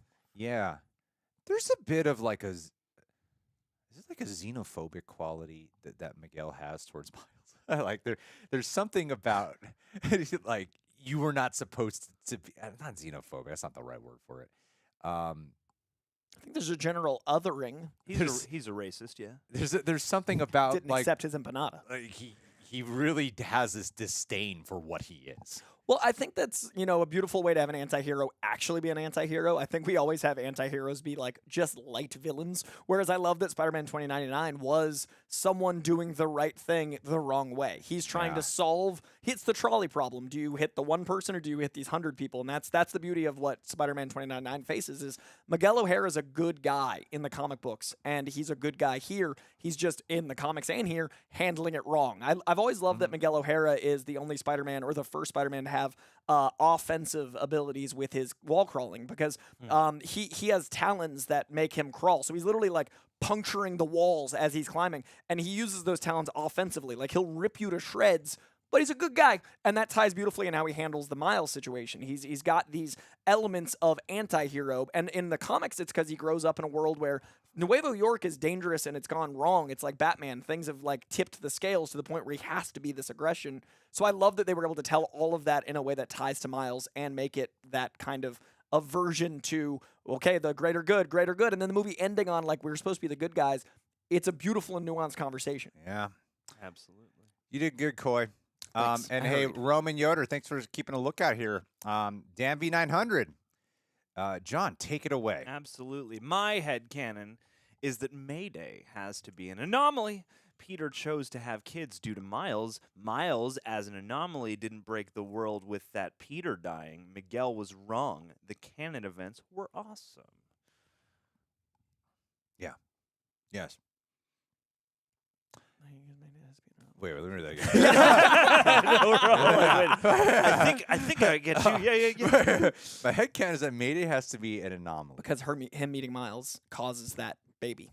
And they mentioned that specifically. Peter chose to have kids due to Miles. Miles as an anomaly didn't break the world without Peter dying. But Miguel was wrong. The canon events were awesome. Miguel was wrong. The canon events were awesome. Separate. This is Miguel. Okay. Yeah. But I think I'm curious to know what you guys think, because I think it checks only in that it's not disrupting a major staple of the Spider-Man character, really. I feel like there are iterations where Spider-Man or Peter and Mary Jane have a kid, right? Well, I really quick. I don't feel like it's. I think there are certain events that are it's sacrilege to break it, basically. You know, like ASM 90. The Yeah. captain has to die. the captain has to die, right? The uncle has to die, or some shit like that. But Crime there's- Alley has but to happen. There's some things that can just happen, you know. Yeah. But there's certain things that they are a must. They're scripture. They have to go by it, you know. They're canon. I was going to say this is a lot like the inverse of the captain in Mumbattan dying, is that it was going to happen anyway. So I think Peter and Mary were going to have a baby anyway, so it's not causing a canon event because, yes, him wanting a kid sooner because of Miles might be a thing, but it's not like they weren't going to have a kid anyway. Just don't tell certain comic writers writing horribly right Yeah. now about Spider-Man. All righty, Jack McHugh. Thank you so much, Jack. Let me just make sure we're good. Do you think we will get a tease, John? If you waste my G Fuel, I swear to Christ. What are you talking about? I've drank so much of that. Let me hold the can. I'm Yeah. gonna finish that. That's about a 2/3. About a 2/3 full. It's about I'm 2/3. pacing myself. I don't Hold- want to hold have to jump up and pee halfway That through is a man who is drinking his That G is a Fuel. man who stops videos to go pee, though. He's not wrong. He's not wrong. You should see the DC I love reactions. you dearly. A lot of peeing. And it's fine. It's Yeah. easy to cut it out, but also I'm trying to pace myself. That's smart. This man pees. This, this machine pees. The Streamlab link isn't working. John, what'd What? you do? I did no such thing. I did nothing at all. Fix it. I will. Is it because of this ad? Who is No, she? It shouldn't be. Why is she She's advertising got mics? exclusive gear. We should at her. follow the link. We should follow the link and see what she has to say. Check the pin comment. No. Okay. All right. Where is it? It's up there. Unpinned message. Yeah, just add the other one from the document there. What document? Here. Hit pages, and it'll open up. It should open up. John, please. Give me the mouse. I know where it is. Just tell me. Go into downloads. Jeez. First, you don't drink your G Fuel. And then go up to MCU, DCU News. We're just Fifth one. Yeah. summoning the pee gods. right John's there. going to be peeing so much coming. God, John. Everyone be quiet. Sit silently. like we're doing right now. There you go. Now we're at a third can. He just chugged Weigh the it. G Fuel. He's about to be That's all what I'm tricked talking out like about. I am. Weigh it, Now mother. go to the bathroom, John. truckers. Go to the bathroom. Leave a like on this video so John goes to the bathroom. Troy, go Jack to the bathroom. McHugh, for crying out loud, do you think we'll get a tease to a live-action Miles and Beyond the Spider-Verse? I hope not. I hope not, too. I Let think it that would be distracting and would be take away the whole talk of whatever this epic conclusion ought to be. Focus on this movie. I don't want it. I don't want it. There's also, and a lot of people aren't talking about this, which is very interesting to me. When Lord and Miller signed a multi with the devil. yeah, which is why the movies are so good. No, when they signed like that multi fucking picture deal with Amazon and Sony to do a show, there's Spider-Verse TV coming.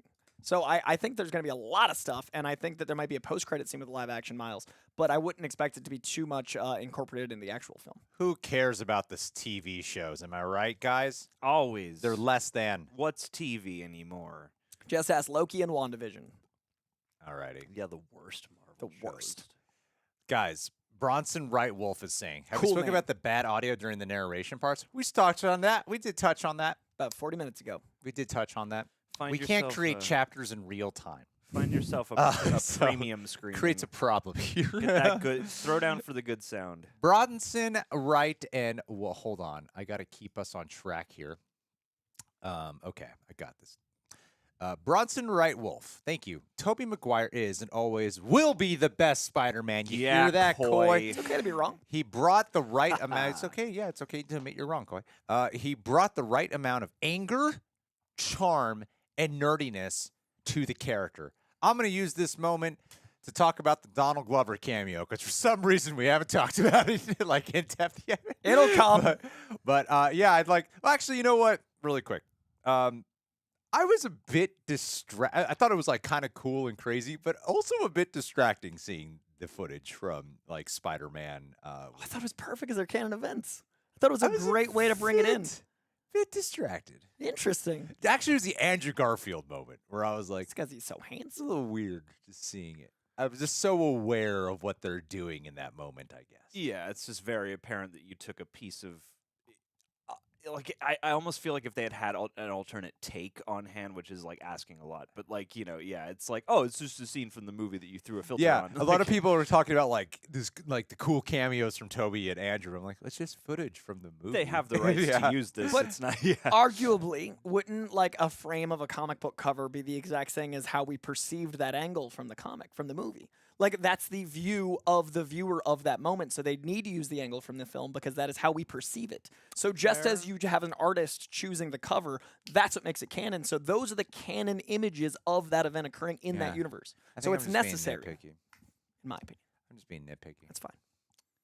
I think Tobey Maguire, personally, to answer your question authentically, I love that people love Tobey, and anyone can wear the mask, and anyone is going to have their favorite Spider-Man. That's what's beautiful about this character. He's my least favorite Spider-Man in the history of Spider-Man. okay, cool. But it's your experience in life. Like we have lived different, we've lived different lives. You so fixed it. You have a different life. Therefore, you have a different Spider-Man. Yeah, whatever. Cool. Just say. Sure. This is how you silence. So we all, everyone present here on the stream on video agrees that Tobey is the best. I mean, some of us read more comics than others, so I'm not saying that makes us more accurate, but it certainly gives me a bit more of an educated opinion. Gives me a bit more of an educated Look at opinion. the elitist it's over different. here. It's different, Koi. It's a different medium. It's not very Spider-Punk of you, Coy. I mean, Yeah. the establishment likes Tobey. I'm gonna shit on it. Fun Me Productions. Great to see you again, Fun Me. Filmmaker over here. Never say never. Josh Keaton cameo. Oh, this is Greg's moment of truth. Greg's moment of truth. Even though it's not a 20, it's one about Josh Keaton's. My God, what is wrong with this mouse? Because you're still over on the other screen. It's an illusion. It's an illusion. Super It's so funny we just sit here On our silently. end, it's really silent. I have no idea. Like, I turned the Okay. monitors on and tested them. Okay, so the Josh Keaton cameo. Why I love that? Okay, a lot of you guys might not be aware of this. Is that there's the Spectacular Spider-Man series, which in my opinion is an amazing show, and I kind of like. I think I prefer. Nah, I don't think. I know. I prefer it over the '90s animated series, and even though it does not finish. Because there was this whole thing with like Disney buying shit and so they never finished it, right? Like they never actually finished the show, and it sucks because it ended on such a brilliant cliffhanger. I was gripped into it. I thought it was going to be one of those shows where I was going to watch like homework assignment because sometimes I have to do that here. I think all of us have that at some point with what we're doing for like our living. Is that sometimes we have to watch shit that is like I don't really want to watch this, but I kind of have to because I got to get the information. And that was one where I just was like itching to keep watching, and then it just fucking just stopped. and I wasn't even. And the thing is, no one actually prepared me for that. So even though I didn't watch it in real time of it airing, by the time I finished the DVDs before they hit streaming, because it was my friend Aaron Alexander, he got it for me. When I finished the DVDs of it, I was like, oh damn, I got to buy the next ones. I was like, what do you mean there's no more? Like, I still got the feeling that everyone else got, which is, oh, you got to be fucking kidding me. Like, this ended, like, it did not get a conclusion. And Josh is the best, so I would love to see him. And you said get that. you got to hang out with him a little bit. Yeah. So Josh plays Electro in the video games, and so I I didn't know that. Yeah, Does so he? I know Josh through Yuri, and it was really funny to be in. I hate you, Spider-Man. He goes from both sides of that Spider-Man love. But it was really funny to be at the premiere with Yuri and then like talking to Josh because I went across the Spider-Verse. Like in my brain, I was like, these are the two voices of Spider-Man, and they're both like those guys to so many millions of people. So the fact that he crossed over like Donald does into Electro was really funny to me, and his passion for the character is like insane. So there was a moment where it was me, Josh, Yuri, Dan Slott, Bendis, Lord, Miller, Aldous Hodge, and Sam Richardson all talking about how we perceive Spider-Man. And no, but it's relevant. The names are relevant for the story, but like it was really. I got you, Coy. You're good. You're good. I love you, buddy. It was interesting. No, Coy, please. No. Don't be like Josh. It was really cool to hear how perspectives. Don't be like me. It was really cool to hear how perspectives of Spider-Man vary by your life experience, even when you played him. The way you perceive the character is so unique. So to have Yuri describing Spider-Man authentically, and to have Josh describing authentically his version, that was the culmination of his entire universe, and they both like had time to really gesticulate how they're perceived, and then to have people that love them like Sam and Aldis and all these people that have viewed them, and then to have people that have written him, like Bendis and Dan, who never played him, all of the perspectives on Spider-Man were different, but they all had these beautiful through lines. So it was one of the most amazing conversations I've ever had, which is why I brought it up. I honestly would have loved to have been a fly on that wall. I know it's name dropping. It's just relevant to the, you know what? No more names the rest of this stream. No more stories. No, I like it, Coy. Coy, your monocle is showing. No. Drop the names as necessary, Coy. I am here for you. I will pay for names. John, please take it away. G. Colby P., thank you for being a lovely, lovely person and joining us today. Loved Gwen's arc. Hot take.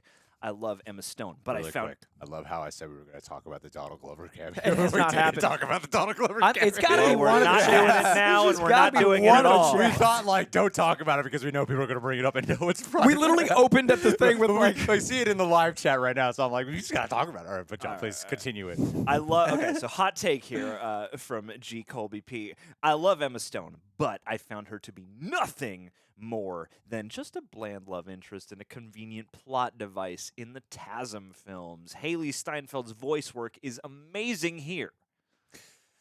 Very true. I would definitely compare this Gwen to that Gwen. You know, I think it's an even 100%. comparison. that's as hot as my Tobey Maguire is the worst Spider-Man take. That is a hot take. I think Gwen is one of the best parts of the Amazing I think Spider-Man her films. and Andrew kind of saved that. for Yeah, those their movies. chemistry Yeah. is wonderful. Yeah, I feel like she brings so much more. Like I think the thing you cannot argue is even if you prefer the Raimi ones, even if you like Spider-Man 2, sorry to tell you this, Coy. It's okay. Myself and probably a vast majority of the world prefer Spider-Man 2 over the Amazing Spider-Man. See my films. ranking, Goy's Comic Corner. I do prefer the Amazing Spider-Man over Spider-Man 2002. I do prefer that. But Spider-Man 2 is my favorite of them all. I don't care what anyone says though.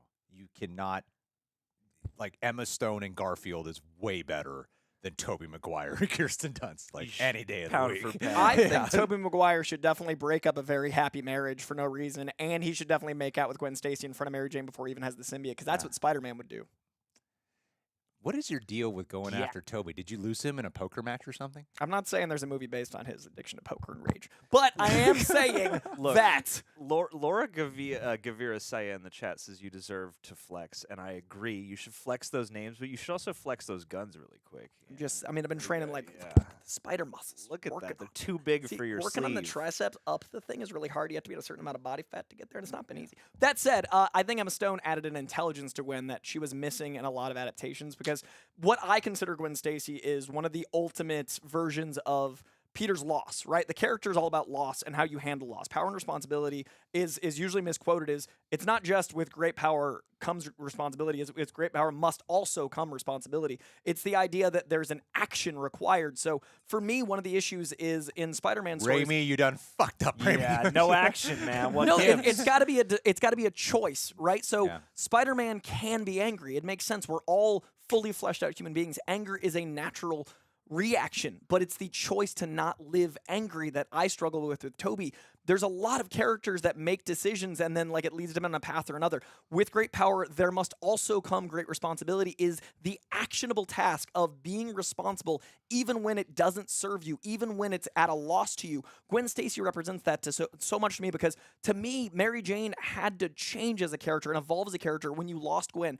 Gwen was who Spider-Man was meant to be with. Gwen is his intelligent equal. Gwen was his compatriot when in school he got made fun of. Mary Jane at the time was a party girl. She was dating Harry Osborn. She was going out clubbing. But when Spider-Man lost Gwen, Mary Jane saw what that meant to the entire community and how she had to find a way to rally. She had to find a way to summon the strength, even though at home things were a mess, even though at home things weren't working out for her, which is why her defense mechanism was partying. The loss of Gwen impacted every single person in the entire Spider-Man universe, and without her being as intelligent as the Emma Stone take, without her being as important, you don't have the impact of Mary Jane. So I honestly think what Gwen Stacy represents is the catalyzation of not just Peter Parker, but also Mary Jane. And I think Emma Stone was one of the first people to ever find that in an authentic way that endeared us to her, not just romantically, but as her own individual character, making the entire universe better. I saw what you were doing, but I wasn't going to let me stop me. I was almost done with my rant. You're That's my take. That's my take. perseverance. I appreciate it, Coy. But I what? admire your resilience always. But the thing is, you look like Spider-Man from the Magnum PI universe. It's a little extra thick and a little. No, you that's and the apologizing shirt- for that mustache. That's true. No. I had torched baby power. Hey, you know what? Spider Cop was in this movie, and frankly, he didn't Spider get the Cop screen time he was. deserved. He was chilling. There are so. That's the thing is there are so many Spider-Men I noticed that I like tried to make mental note of, and then Christian unpronounceable. What the? Oh, now you done it. What's happening? We're going Now to you're on Christian Christian's unpronounceable YouTube channel. YouTube channel. Checking it He out. doesn't have any content here. Nope. What is going on? Okay. Delightful guy. Cool. We're back. Hold on, let me fix this. Yes. I don't know. Don't you guys just stop listening to Coy after a while? I mean, some do, I think. Coy, does every single Spider person who appears in the movie have a corresponding comic book aside from the specific video game only ones? Can't get off topic, guys. All right. We must keep the stream moving. We have a hard out at 2:50. Pin that. I'm ready. Like the stream, you filthy animals. Like this stream, you filthy animals. Says Christian Unpronounceable. We love you, bud. Alrighty. Coy. I thought the Donald Glover cameo was amazing. The Donald Glover cameo. There's a whole history with the Donald Glover cameo. I mean, Miles Morales was inspired by Donald Glover. Isn't that the story how it goes that he was inspired by Donald Glover dressing up as Spider-Man and even making a joke about wanting to play Spider-Man, and then they created Miles via that? May I? Yeah, sure. In 2010, there was a very, very successful internet campaign, one of the earliest internet campaigns to go to scale. This is a very big cultural event called Donald for Spider-Man. In the Donald for Spider-Man campaign, there was basically a moment at the opening of Community Season 2, Episode 1, where Donald puts on a Spider-Man shirt, wakes up in bed, and basically announces, man, I'm going to be Spider-Man. This is a moment, or he starts like incentivizing people to get him as Spider-Man. This is around the time they're about to cast Andrew Garfield. So there was a high likelihood, a high hope of Spider-Man being Donald Glover because he would have been perfect. Basically, when that didn't happen, Brian Michael Bendis, the inventor of Spider-Man, acknowledges that part of the creation of the look and the vibe and the feel of Miles Morales was based off Donald Glover. So in this moment, Donald Glover became a canon part of Spider-Man in real life. Years go by, and Donald puts it in a lot of his raps. There's literally a lyric was, you didn't want to see me as Spider-Man, so now I'm spitting venom. Like, he's literally acknowledging that this was a thing that almost occurred. Now, Donald Glover is one of the artists that is also known for multiverses in his work. The album Because of the Internet is one of the most accurate and futuristic and prophetic pieces of metamodernist art because it is not only an album that represents Donald Glover, but it also represents Childish Gambino, which is one of the elements of Donald Glover that he has invented to use his art form, and The Child, which is a script Donald Glover wrote about the experience of going through Because of the Internet, much like Pink Floyd's Dark Side of the Moon. So Donald Glover being a metamodernist in himself and basically being someone that blends these worlds is inherently meta to the universe of him being cast in this movie years later, making it one of my favorite cameos. Now, top of that, Donald Glover in Spider-Man Homecoming is a character who is playing Aaron Davis. So Aaron Davis is inherently based on Donald Glover because without the character of Miles, you don't get to Aaron Davis. So when they cast him as Spider-Man Homecoming's Aaron Davis, he in fact mentions his nephew lives in that town. He wants to keep him safe. He talks about climbers, but we never had the opportunity to have him evolve into the Prowler. So Donald is now playing his own uncle, but a couple years earlier, he voiced Miles Morales. So he got to actually self-actualize the version of himself that got to play Miles Morales in the first Ultimate Spider-Man game. So now we have Donald Glover basically playing his own uncle, a version of Miles Morales in the multiverse, a version of him that is referenced in Into the Spider-Verse because the scene of Donald for Spider-Man is actually what Aaron Davis is watching in Into the Spider-Verse. So Aaron Davis in the canon of Into the Spider-Verse acknowledges the Aaron Davis of our universe being Miles Morales while also having all those things go forward. And then at the end of all this, in this movie, we have him finally evolve into being fully the Prowler in the Prowler getup that he was supposed to land in the first Spider-Man Homecoming, acknowledging the metamodernism of this entire universe in one beautiful cameo. Donald for Spider-Man, 12 years in the making, perfect cinema. Nicely done. There was a few other elements, but I left some out. I'm going to make a TikTok about it, but that is the short version. 12 years in the making. 12 years in the making. It deserves the standing O, my boy. If So I much- wasn't there's going to so put my much up crotch here. right in the camera, I would So stand much, for you. and there's more, but that's the highlight. That was magic. I didn't know half that stuff. That's Donald for good. Spider-Man means so much to me, and I'm so happy for Donald Glover. It makes me so happy. There's also little details like John Francis Daly, who wrote Spider-Man: Homecoming, is also someone that works with Lord and Miller on the Spaghetti Cloudy with a Chance of Meatballs, and they're the two meta-modernists that work most closely with Donald Glover. So even the inherent in-joke that we get, there's more inside jokes that they get. It's beautiful. Dude, he should release a follow-up album called Because the Spider-Verse. Next super chat. Yeah.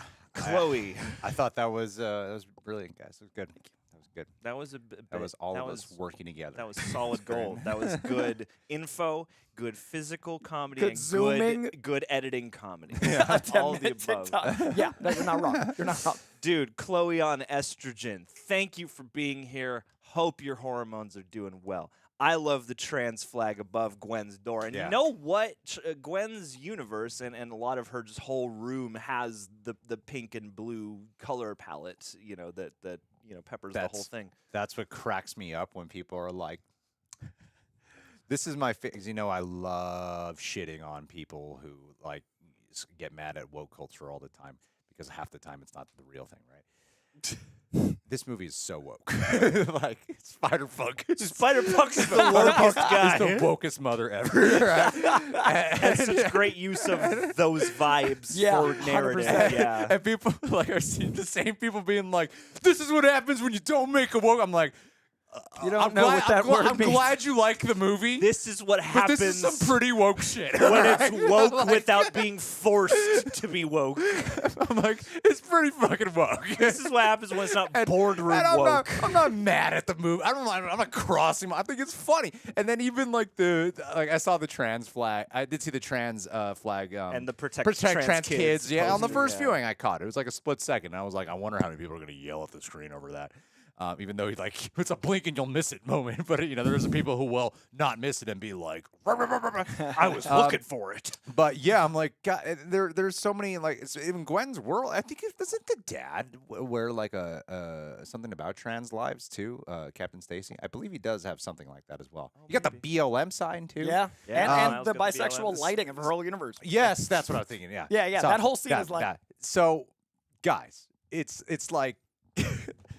Like while Spider-Punk is very much used, like Jake saying in the chat, for a comedic effect, it just makes me personally laugh when these people who constantly scream are like, "It's not." I'm like, The fact this that is one of the wokest comic book movies I've seen in a while. And it also shows like 96% Rotten Tomato score on the people side shows that all of these people that complain about shit don't realize what that word Yes. fucking means. Yeah. Like it makes me so happy to be like, yeah, those same people that get mad at stuff are like, that movie's great though. It's doing progress in real time that you used just to- missed. It's just it's so funny. to I me. used to love the word woke, and now it's so agonizing to deal with because it just calls, like, the thing Yeah. is, it's the movie is pretty woke, I would say, just in that it's pretty Trans flag tolerant pin. and representative, Like, Well, yeah, I think Which is what progressive The word is. woke used to be for black people. Now it's taking on this whole. No, yeah, Yeah, originally, no, it's been- originally it's it been was hijacked, like much of black culture. yeah. Yeah, like woke was about being aware of things in certain areas and being aware of certain people, and now it's literally a Mad Lib for anything you want to be mad at if you're on the other it's side. just like this movie has like every regard, everything that people have yelled about. I'm like, it's so in this movie. all in Yeah. And it just cracks me up that I'm like, oh, they can't see it. I'm like, why can't they see it? It's I so didn't fascinating that I progress fully is- expected it to be. I Yeah. give it a week. It'll turn. What was the? It's so funny. Yeah. Pedro Sanchez. Thank you, Pedro. It was nice seeing all the little nods to Rio and Miles being Puerto Rican in this movie. From the snap to the dialogue makes one happy to be from Puerto Rico. One and cool. what's that line he says about, like, oh, it sounds like he's Dominican to me. Like, I got a big laugh in the theater. It's true. With the peoples. Being woke is not the entire movie. It's not. Well, Lane, Neither Lane, is 99% of the things that they yell about. Yeah. That's what I'm getting at. Isn't acceptance, Yeah. equality, and taking care of others Yes. pretty woke? Isn't that pretty woke? I'm just saying, like, no, Of it's what it not. is today. The movies they yell at, it's not. Well, Lenti, I am with you. Like, I actually I love the word and what its intent is, and I just hate Yeah. the way the people who are anti have hijacked it and taken all the joy out of it. Yeah, I agree. I Lindsay, love that's it. exactly the issue. And you're goddamn right. You should protect trans kids. Absolutely. Yeah. And if you don't believe that, then leave a super chat and then unsubscribe. Yes. Hey, you can yell at us on your way out. Yeah. Have yourself a nice little But just journey. leave a super chat. Leave a super chat to let us know how much you hate our point of view. and we'll read it. And then you Yeah, can leave. But believe, and the If you bigger have a the problem super with- chat, the longer time we'll dedicate to it's the a win-win. That's true. We'll be happy about it. The gamer MJ. I don't think Gonky was playing Spider-Man PS4. Yeah, you idiot. I wasn't aware he had an advanced copy. All right, sorry, PS5. I think it was the new PS5 game because there's only a PS5 controller. That makes more sense. in I know Earth some mouse was 1610, leaking. actually, they're up to PS7. God damn so- it, he's still playing a retro game. I don't feel like this movie is too complex to answer a question really quick in the chat for kids. I mean, I feel like it might be, but I feel like kids' brains work off TikTok now. So I feel like their brains have been designed now to keep up with a film like A this. 14-year-old made part of it. Gabe DeCasso. Hey, thank you again, Gabe. Hey. Just for you, Gabe. I mean, cumulatively, it works. Sprang. I'm playing Oh, the tune. I didn't know.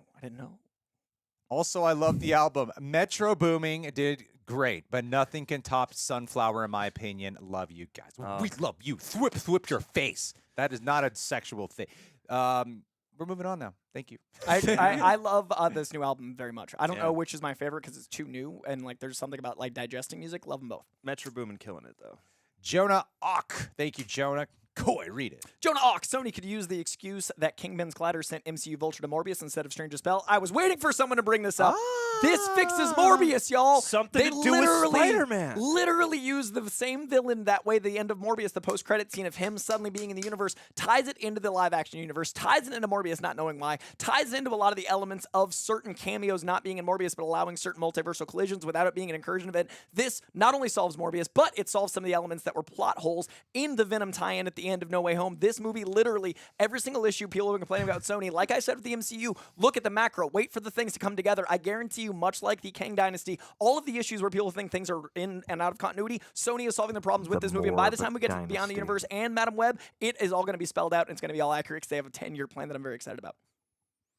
So Morbius is the best movie in the canon. Morbius now. is I've been amazing. saying it. That was a good Easter egg. Brock's Venomint gum. I like that. Yeah, it was clever. I was here for that. Ryan Green, thank you. You know why Coy's suddenly cooking so fast? Why? G Fuel. G Fuel, baby. You know why Because too? my can's almost empty. I wanted to savor this because you often have a G Fuel. It's a rarer occasion where I am in the studio having Fueled a, up? a kindness of Greg's heart G Fuel. things So Greg. like I'm like, ooh, The G in G Fuel is actually great. it's always Greg a treat Fuel. for me. Greg Fu. This is coffee. This is G Fuel. This is my third coffee, and this is water. But you'll see. guys You are drinking so many diuretics. I am That's why just- you have to guys pee all the time. want to get a discount off G Fuel? There's a link in the description box. Ooh. Ooh, yeah. Next time Koi starts to spit, I'll do a beat. Yeah. Ryan Green, Thank him. thank first, you though. for contributing and giving us something to talk about and for your good vibes. Love the movie, but my main gripe with this movie is the appearance between live action and animated characters. I got a bone to pick. Well, wise guy, eh? Will animated characters stay animated when they cross over to the other stuff like the MCU? I feel like this movie suggests that they would stay animated simply because, I mean, you got a live action Donald Glover, the Vulture comes through as Parchment, The and Venom Gwen, world. the Venom world is He live is animated. action, and clearly, like with Vulture, it is communicated through dialogue. Like you bring the trappings of your universe with you. She's like, you're made of paper, parchment. Why Right. don't play with fire? You know. Yeah. So I would beg some kind of alternate explanation if they want to But- start medium hopping. I just don't think it would work if you're watching if you're watching Spider-Man 4 and then animated Miles comes into there. I don't think that will work. I fucks heavy with Who Framed Roger Rabbit, man. That's gonna be great. I think it's gonna work. I honestly, I think it was really smart to like spoon feed us a little bit because they had Spot, who is arguably the most translatable character to live action, be the one that pops in. Because if you think about the way we perceive color, some of the discrepancy of seeing animated in a live action is the uncanny valley is broken, right? Because there's certain color elements and there's certain elements of the eyes that reshape how you perceive something. So if you've got the gas station attendant being the one that first has the animated world break in, Spot literally doesn't have eyes. The way his colors are shaped, none of that works. And when you look at animation, like cheaper animation, you can always see, like, if I'm going to pick this up in animation, there's a certain, like, outline around it that is going to be different. So you get a character whose literally power is a portal, and if the portal is the thing that you come through, that allows the portal to separate our eyes from expecting anything to look photorealistic, and therefore you can have an animated character in a live-action world. G Fuel. G Fuel. G Fuel made it.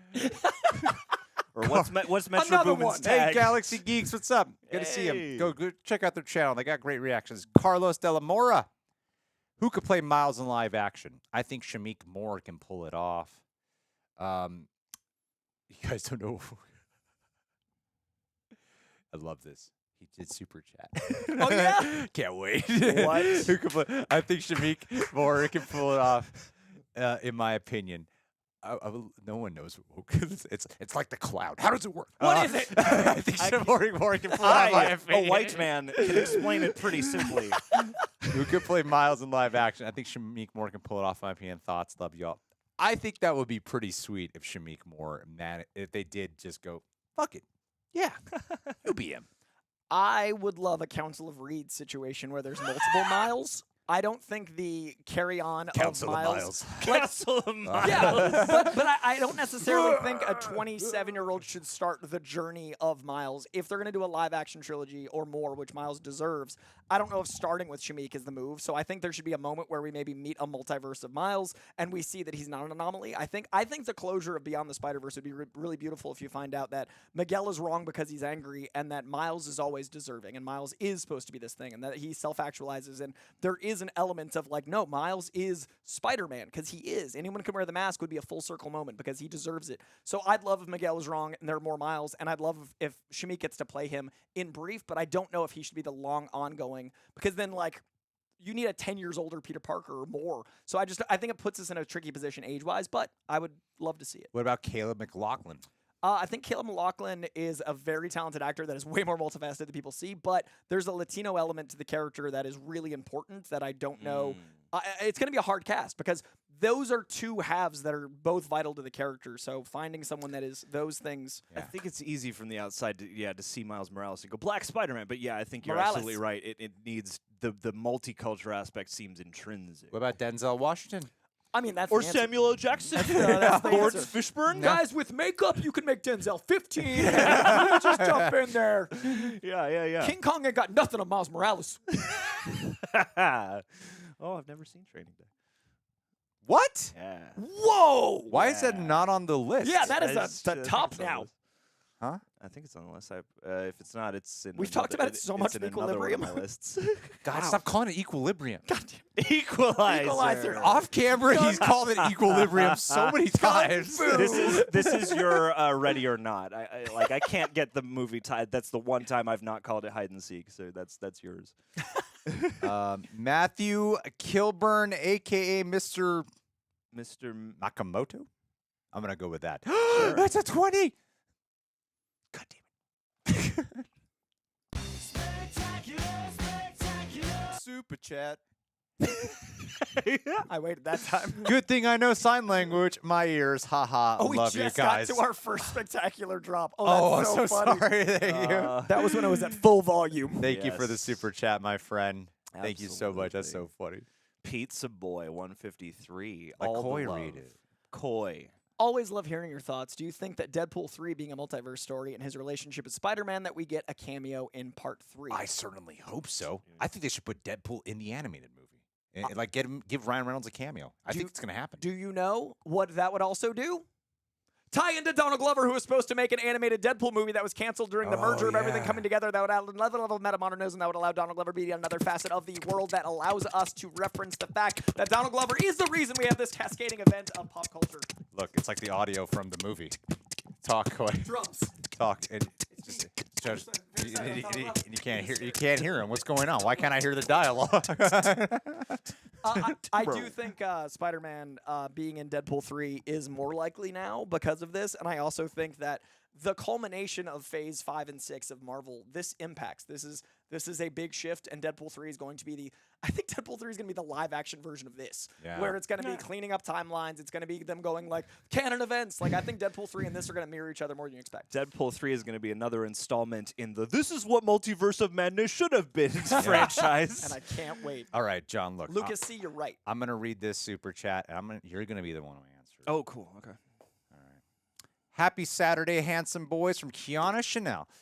Spider-Man was pure joy. The animation styles, the story, the cameos, everything was perfect for me. Spider-Punk was easily my favorite. John, please, I want you to talk about your opinions on Spider-Punk and also about the ultimate conclusion that happens when he does help Miles in breaking out. Yeah, absolutely. Way too woke. All right, he should have gone along with the authority that Miguel O'Hara was laying down without question. It's anti-government. This movie. Yeah, Batman's a fascist. I adored Spider-Punk for multiple reasons. I mean, just the animation style they brought along with him. I love Daniel Kaluuya anyway, and I thought his attitude and his just abandon in the booth, the voice performance was beautiful. I was hanging on every line, and I do love the sort of. I love that the joke of his character is true to his character and follows through in crucial moments. So yeah, when you got the palms thing, which is a great little learning moment, it's a great moment to endear you to him. But then as that debate is going down, I thought that was an awesome character choice because, of course, this guy would do that. This guy would be like, this whole organization's getting a little messed up, and I'm not about authoritarian organizations. So yeah, I'm going to help you escape. I had a question about how he drops his watch through the portal before he goes, so I guess he must have made like a makeshift jury rigged one. But yeah, I loved the function that he served, and he's probably my favorite character. Yeah. I really like the animation of him too because there was such a variety to him, and he even. There's even something about the way they animate him that feels like he's going against the grain of all the other Spider-Men that Well, are it out. feels so handmade, so pastiche. Like it's just not as smooth as everyone else, and I think that's a really smart choice. Yeah, I love the attention to detail. Yeah, and it's like even his resting shapes and outlines change. Yeah.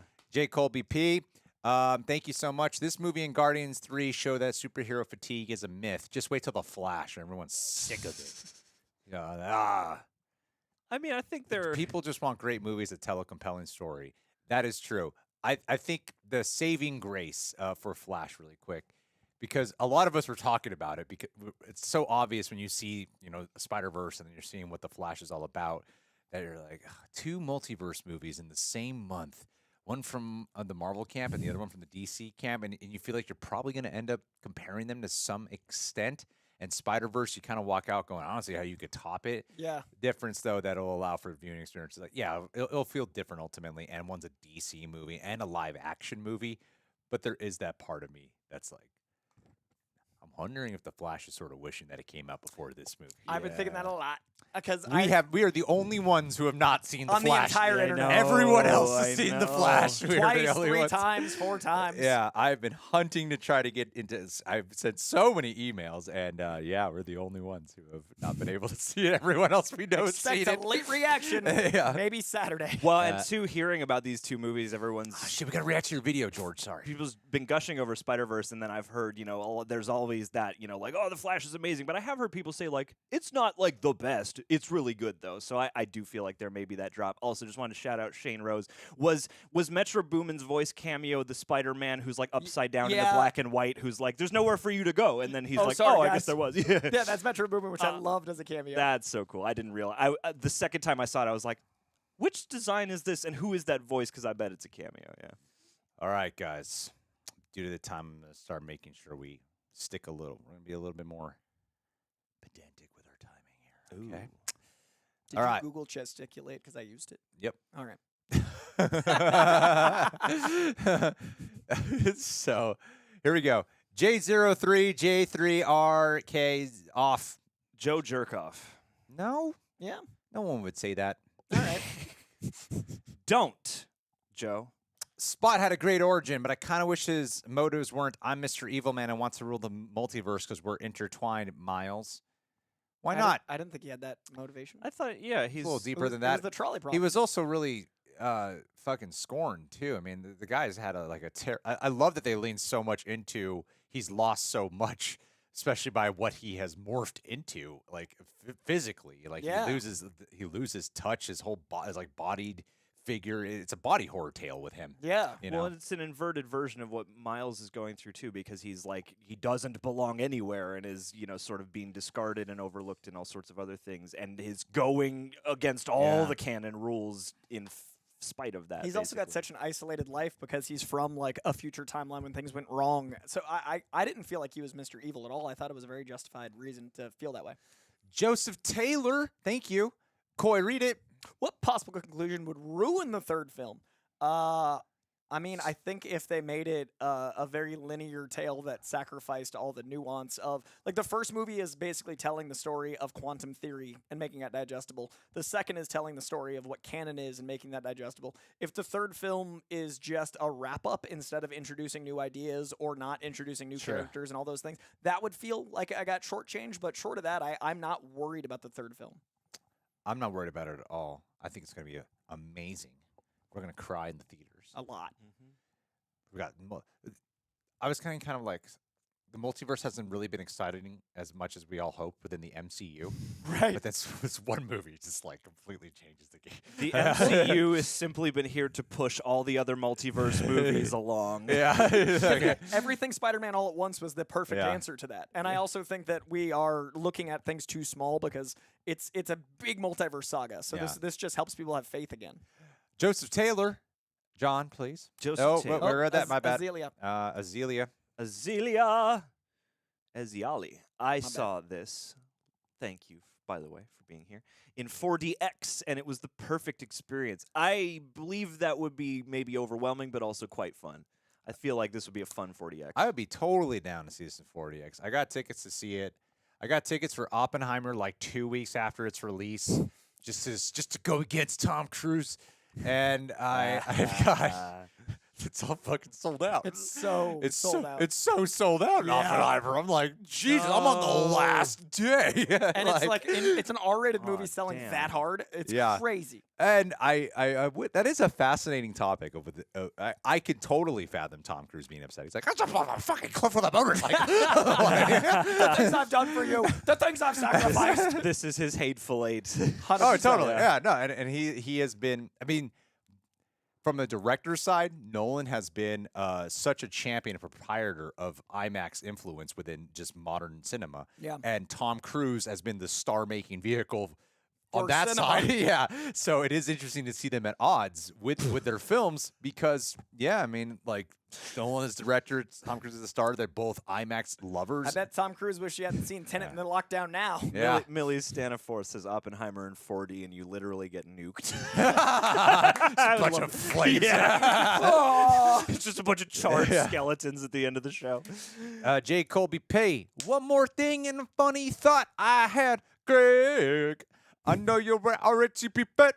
Throughout the movie, I'm thinking about their song "Parallel Universe" off of Californication fitting the movie. Oh my God! that Released makes me Kiedis so cut. happy. We already got "Can't Stop" in Black Panther: Wakanda Forever. I would absolutely love it if we did get Parallel Universe in there or True Under that. the Bridge, and it doesn't fit at all. It's just because Miles is walking under a bridge. at the time. Yeah. Oh my God, Gito, Galindo. Galindo. Everyone be quiet. Everyone be quiet. Coy, that means you.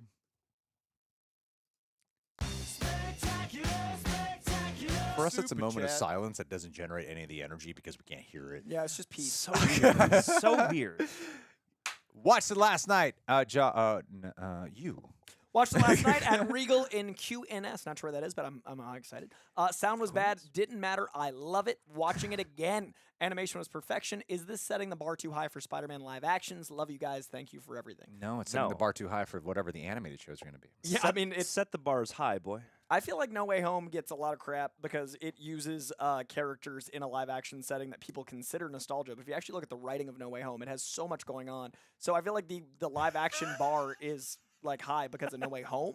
But that's my experience of these films. They're very different. But is Miles a California California king? king? Sorry, Yeah. I was listening. Yeah, Coy. yeah. I look at them differently. Also, QNS is Queens. So yeah, you were freaking Queens. Queens for this. Oh, must have been that's perfect. awesome. Oh, that makes me Yeah. happy. Beautiful. Beautiful, Gito. John, please take it away. Amanda, we love you. Thank you for being here. Real rejects. Much love for y'all. Spider-Punk was great and exactly how I want Anarchist Spider-Man to be. Loved the Donald Glover Prowler cameo. There we go. And want to see more Prowler and Miles. Prowler Miles, I should say. He was intense. He was, dude.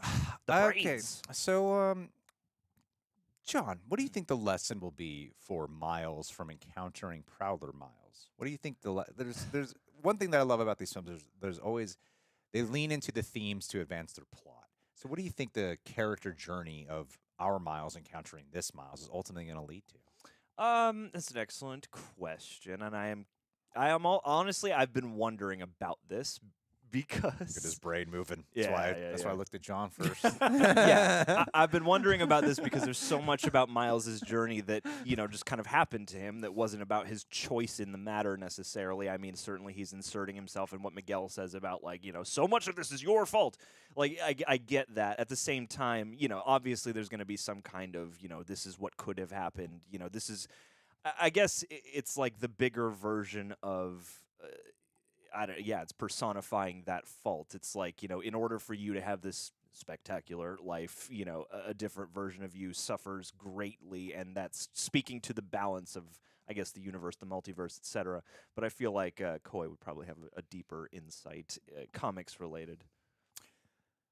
I do feel like the use of the cameo also ties into the idea that basically if things go wrong, things go bad. And the fact that they didn't cast Donald Glover as Spider-Man and him turning into the Prowler is kind of a beautiful metaphor of well, you didn't make me Spider-Man, so now I'm a bad guy. So I love the idea that the movie's ending reflects that. So when he doesn't become Spider-Man, he becomes the Prowler, which ties into foreshadowing using Donald Glover as the live-action cameo in the first place. So I do think there's going to be a commentary on basically if you don't have a mentor figure in your life to guide you, if you don't have your Uncle Ben death, if you don't have your Uncle Aaron death, if you don't have that canon event, it shows how things can go bad. So right now in our universe, Miles is fighting for the idea that I have to save everyone. This is, again, the trolley problem. If I don't save everyone, this is going to help. This is going to be a net positive. But if I do save everyone, then this is going to be great for me, which is almost a selfish concept. So I think what the third movie's metaphor is going to be is basically, yes, there are sacrifices to be Spider-Man. With great power, there must also come great responsibility. The action of loss is what drives you to be a better person. So when you don't lose the person, if you don't actually go through the way things are meant to be, things can go bad. I don't believe in destiny. I don't believe in fate, but there are actions that have consequences. So much like the Donald Glover cameo, in real life reflecting he didn't become Spider-Man, so he became the Prowler, I think in the universe, Miles has to learn that, yes, there must be loss to achieve greatness. Absolute vodka. And the idea that like... So I don't think he saves. I think people have to die. Sure. I'm not focused on what I'm doing here. Totally pay attention to you. Dragon Soldier. Thank you, Dragon Soldier. Storage Wars. Yeah, that's funny. So it's just me, or during the train fight with Miles versus Miguel, it looked like they were glitching into live action actors with every fifth frame. That is a very specific catch. That's a very... it might have just been the uncanniness of the fact that they of their humanistic qualities, but they're animated. Well, I thought that fight was so wildly intense. What was surprising to me was how much the trailer, especially when I was editing the review, I was like, damn, the trailer really did show you kind of a lot. Yet when you watch the movie, I'm like, but this movie's still full of so many surprises. Like from beginning to end, it really is. But the trailer does essentially show you the plot mechanics of eventually leading to that and the showdown with Miguel O'Hara and then being at odds. But there's a lot of details they leave out in the trailers of what leads you to these events.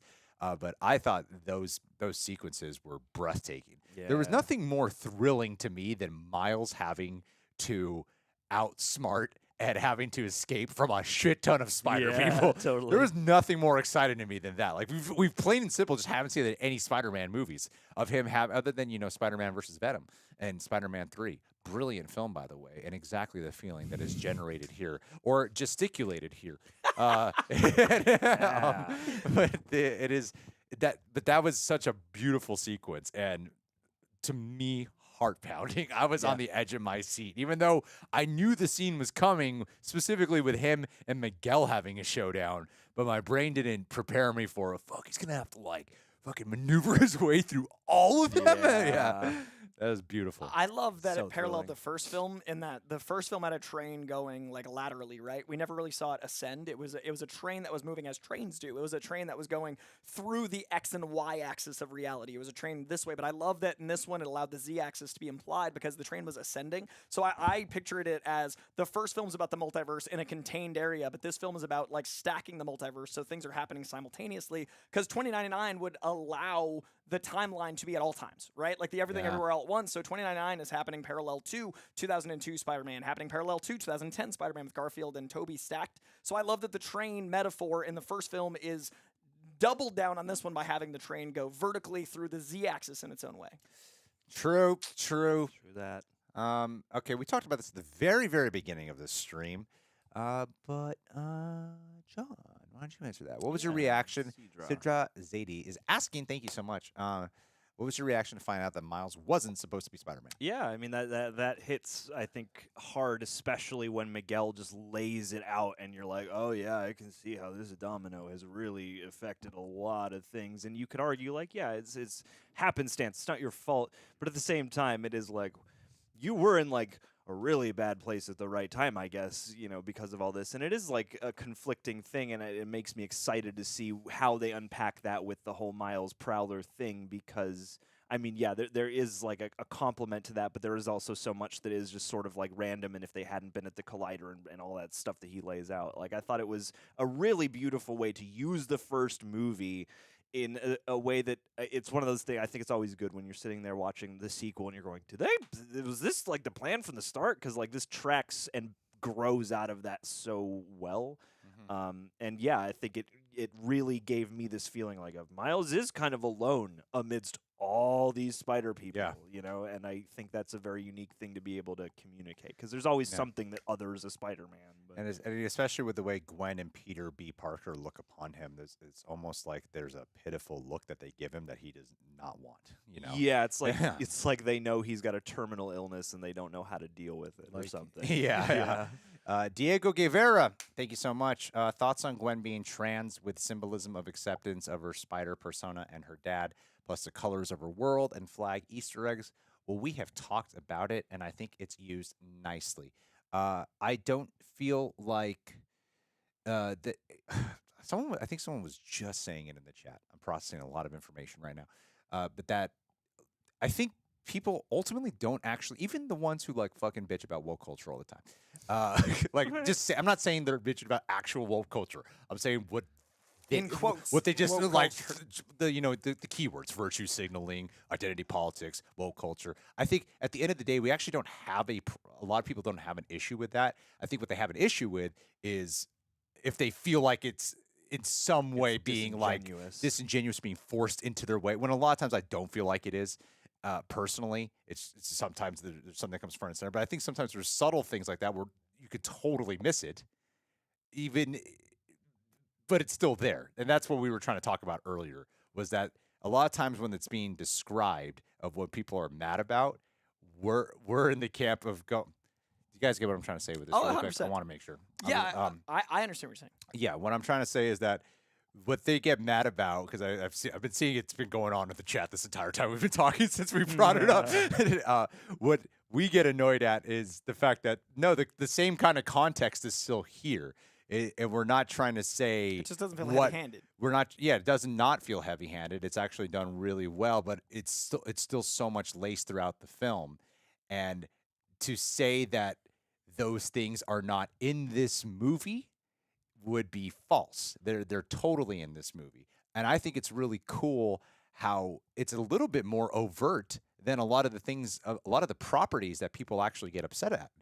It's way more overt. They literally have like BLM, protect trans lives, yet people are still so on board with this movie. I think it's because it feels real, like you're saying. Like it feels like what our world is. Like I think that when you see a certain movie and you change everything, it feels like a lot. When it's like Actually, Taika Waititi just had a quote about this where it's like, I never had a group of friends that was one of each cult. If there's 7 people and like there's literally a token of each culture, like a Captain Planet, that can feel heavy-handed. But like if you've got like 7 Polynesian kids in a Polynesian story, that feels beautifully representative. So I think like our world is, I don't know that the character is trans, but her supporting I don't trans. think she's trans. Right, yeah. so I just wanted to it's being clarify that. argued in But the I, chat. I would argue, like, I support trans kids. I support trans lives. I support trans people. I'm not trans, but I love that that is something that her and her dad support vocally. So it feels more real than it being like, hey, we got to discuss this. It's just a part of her bedroom. It's a part of his Yeah. wardrobe. It's a part, and that feels more natural to me. And I think that's why people aren't up in arms, because that's our world. You should support people. You should support progress. You should support everyone and care about everyone.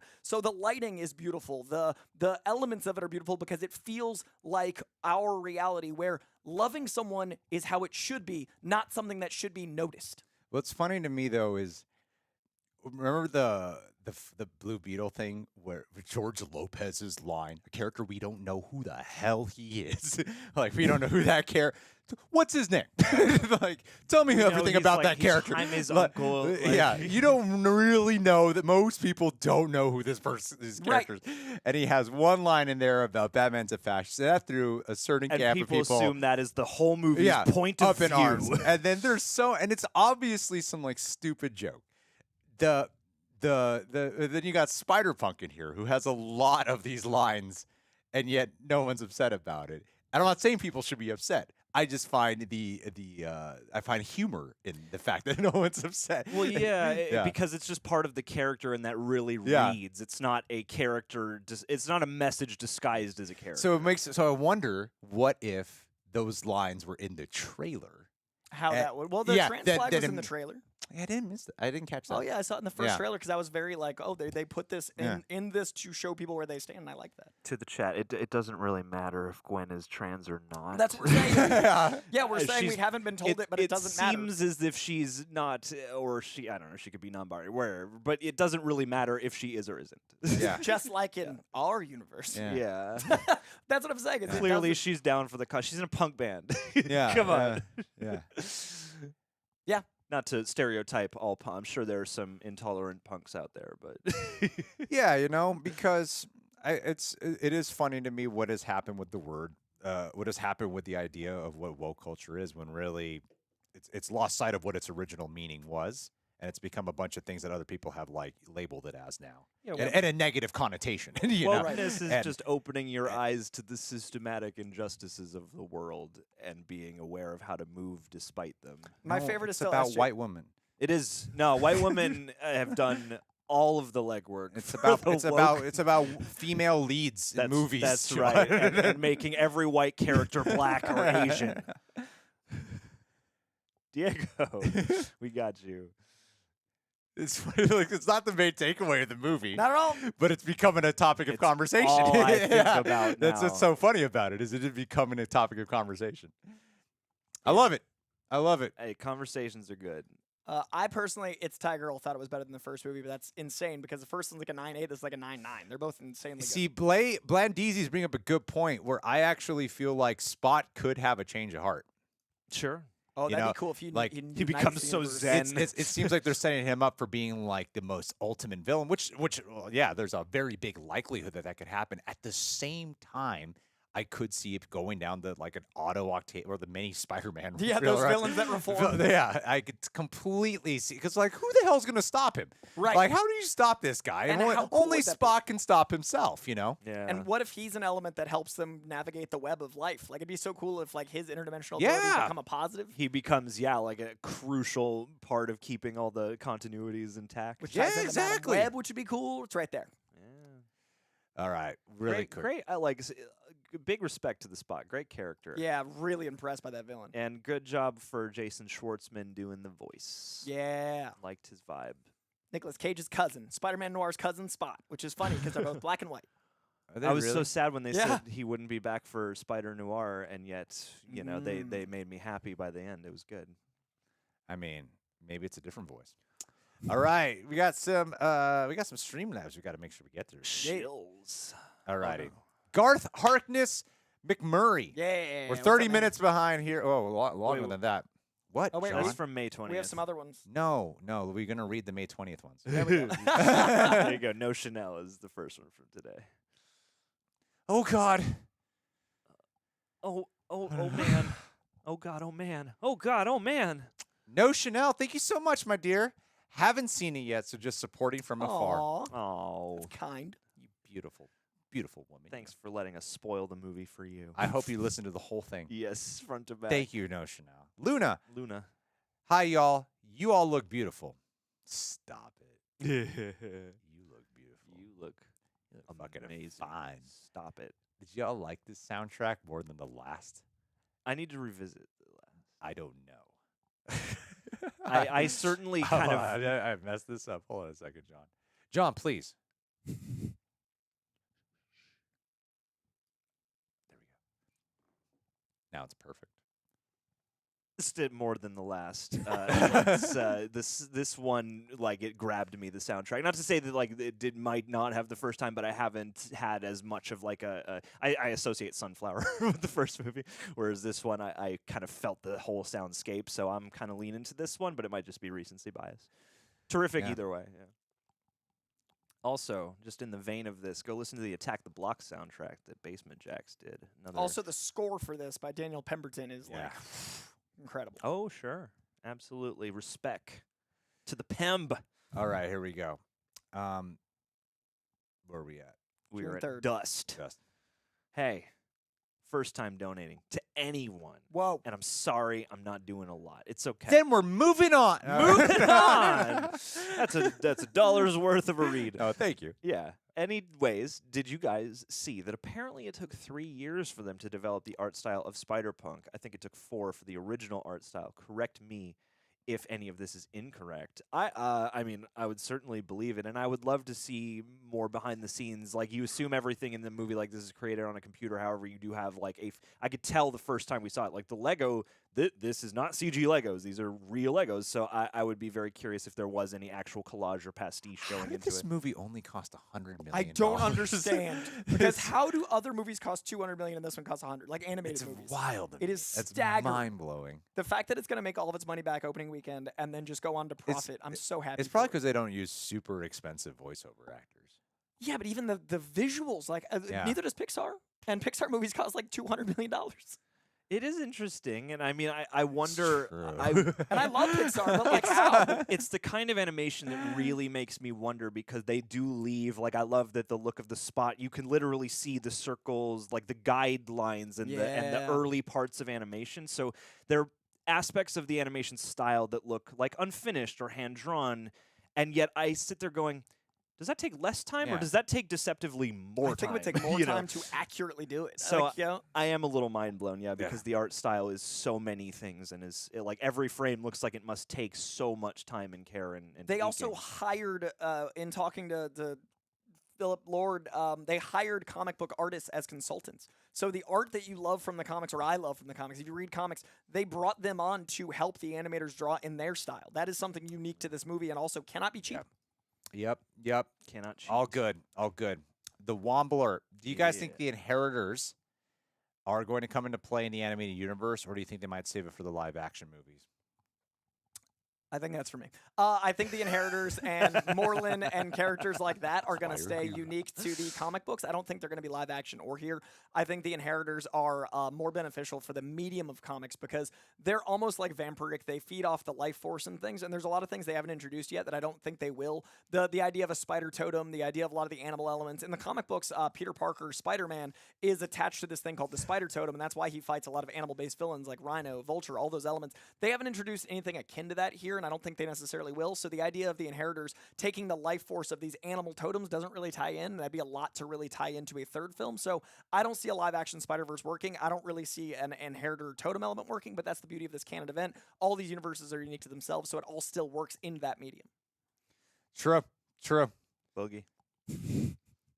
I agree, I'm Coy. definitely distracted by what's going on in the chat. What's happening in the chat? it's just the fact that Are we still on bigotry? The woke war is Oh. World waging. Wars, yeah, so I've been distracted. And we're all going of to it. solve No, it please. today.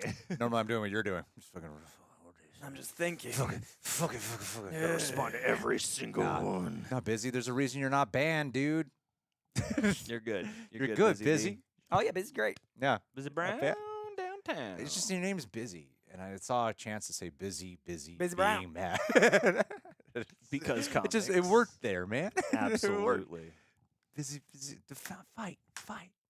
Unless you become a total ass. The white man Anyone. speaks gibberish is my favorite comment. we so have far. we have definitely banned people before, and we will do it again if we must. But Does so it far, say- I have. If someone sees someone really crossing the line, please let me know.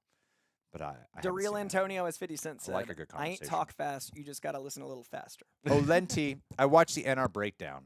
Okay. And Eric points out a part where the Miles Parler variant is about to be bitten by the 42 Spider. I did hear about that. Like that Miles was supposed, the Prowler one, Yeah. he was supposed to be the Spider-Man. Right. Like that was where it belonged. So if he was going to be Spider-Man in his universe, doesn't that negate Miles being an anomaly? Love this. No, what negates it is that the Miles in the which Earth is Miles? from? 1610. Okay, yeah, that Miles is the one that was not supposed to be a Spider-Man. That's where the anomaly comes in, Yeah. and he hijacked the other ones. And So- Because yeah, in our that- universe, it was supposed to be a Peter Parker. In the 1610, it was supposed to be a Peter Parker. Yeah, yeah, yeah. it's supposed to be Chris Pine, Peter. But Parker. appreciate the question here. Thank you. Chris Peter Pine. I loved Spot so much. I think it's rare we could get a villain who can go like that goofy to truly terrifying. Such good work. Yeah, I was gonna say Yeah, to you in the chat there, Miguel O'Hara. I think goofy and menacing in a way that really worked. Yeah. Yeah. Hold on, guys. Uh-oh. We got a desktop. Hold on. I done messed up everything here. What have you done? Where'd it go, John? Oh, it's in another window. Go up to the top. Just like move the mouse up to the top. Okay, never mind. You're Move the full mouse of to the shit, bottom John. and right-click this. You're full of shit, John. and Yeah. I found it, John. I fixed it. Well all. done. With no help whatsoever. All righty, here we go. Where are we at? Alrighty. Jim Carrey would be a fantastic spot. Hold on, let me refresh this. Oh man, what a beautiful thing that would be. What time are we at? It is currently 2:27 p.m. We got 3 minutes here to not to end the stream. To get it through We're out. everything. All right, sorry. Guys, Yes. I want to go to Africa. Oh, let's with do it. my wife. No, Oh, not with you alright, guys. Yeah? fine. Yeah. Cape Town's We great. haven't had a honeymoon. Dude, I got Dude, some you should. places to recommend you in Cape Town. Have you I been to love- Africa? Yeah, I was there for 5 weeks. I went to Africa Burn. I went to Cape Town. There's like a beautiful tabletop mountain just outside of Really? Cape Town. Yeah, I love Africa. I have not been to Africa. I want to go. And there's some like really unique food. I ate springbok on pizza and it was really Oh, delicious. wow. But yeah, I love Africa. It's a really pretty place. There's like Do you- moonrises out there. Do you think the Lion King plays are there? Do they do like the Lion King Oh, Broadway 100%. show in Well, no, it's Africa? actually just you walk out and then the animals are doing it. It's just Yeah. Yeah, That's why it's not appropriations because the animals just do them. The Lion King is performed, like 6 or Nightly. 7 times a day, and also you can just take a walking tour of District 9. Mm-hmm. It's all there. All right. Count it. Let's see where we're at in a couple minutes here. All right. Gwen needs. Oh no. Oh geez. I'm sorry. I read that comment. Sorry, I read the Rule 34 comment. You did. You got close. All righty. Okay. So let's recap everything that we have definitely talked about in the stream. Ending, favorite cameos, most talked about Insomniac, Spectacular. Spectacular, Donald Donald. Glover, Donnie G. Gwen, the parents, Spot. Yeah. Okay, we've covered most of the Bane with Multiverse. All that multiverse. stuff. Miguel. Miguel. We've kind of covered Mechanics. like we haven't talked everything. about Peter B. Parker that much. He was great. The May Parker. Mayday. Okay, yeah. Mayday. Then I will find a Well, way. Mayday. Because Right, sometimes that's I like- try to find a way to go, what is the topic we haven't talked about, and how to segue it into one of the super shows. I like that. I think that's the only element I can think of. Let's go here. What is Busy Brown's profile pic? I know this. I can't tell. I can't it's tell. Small. He's got Looks a like white a- hat. I mean, is it you or is it somebody famous? I don't know. Or is it just a stock photo of someone who's not you? Okay. Ramen noodles. I met Yuri 12 years ago. Diablo 4 servers are down. That's messed up. I want to play Diablo. All right, 4. here we go. We're going to do this good. Do this good. Malik Curry.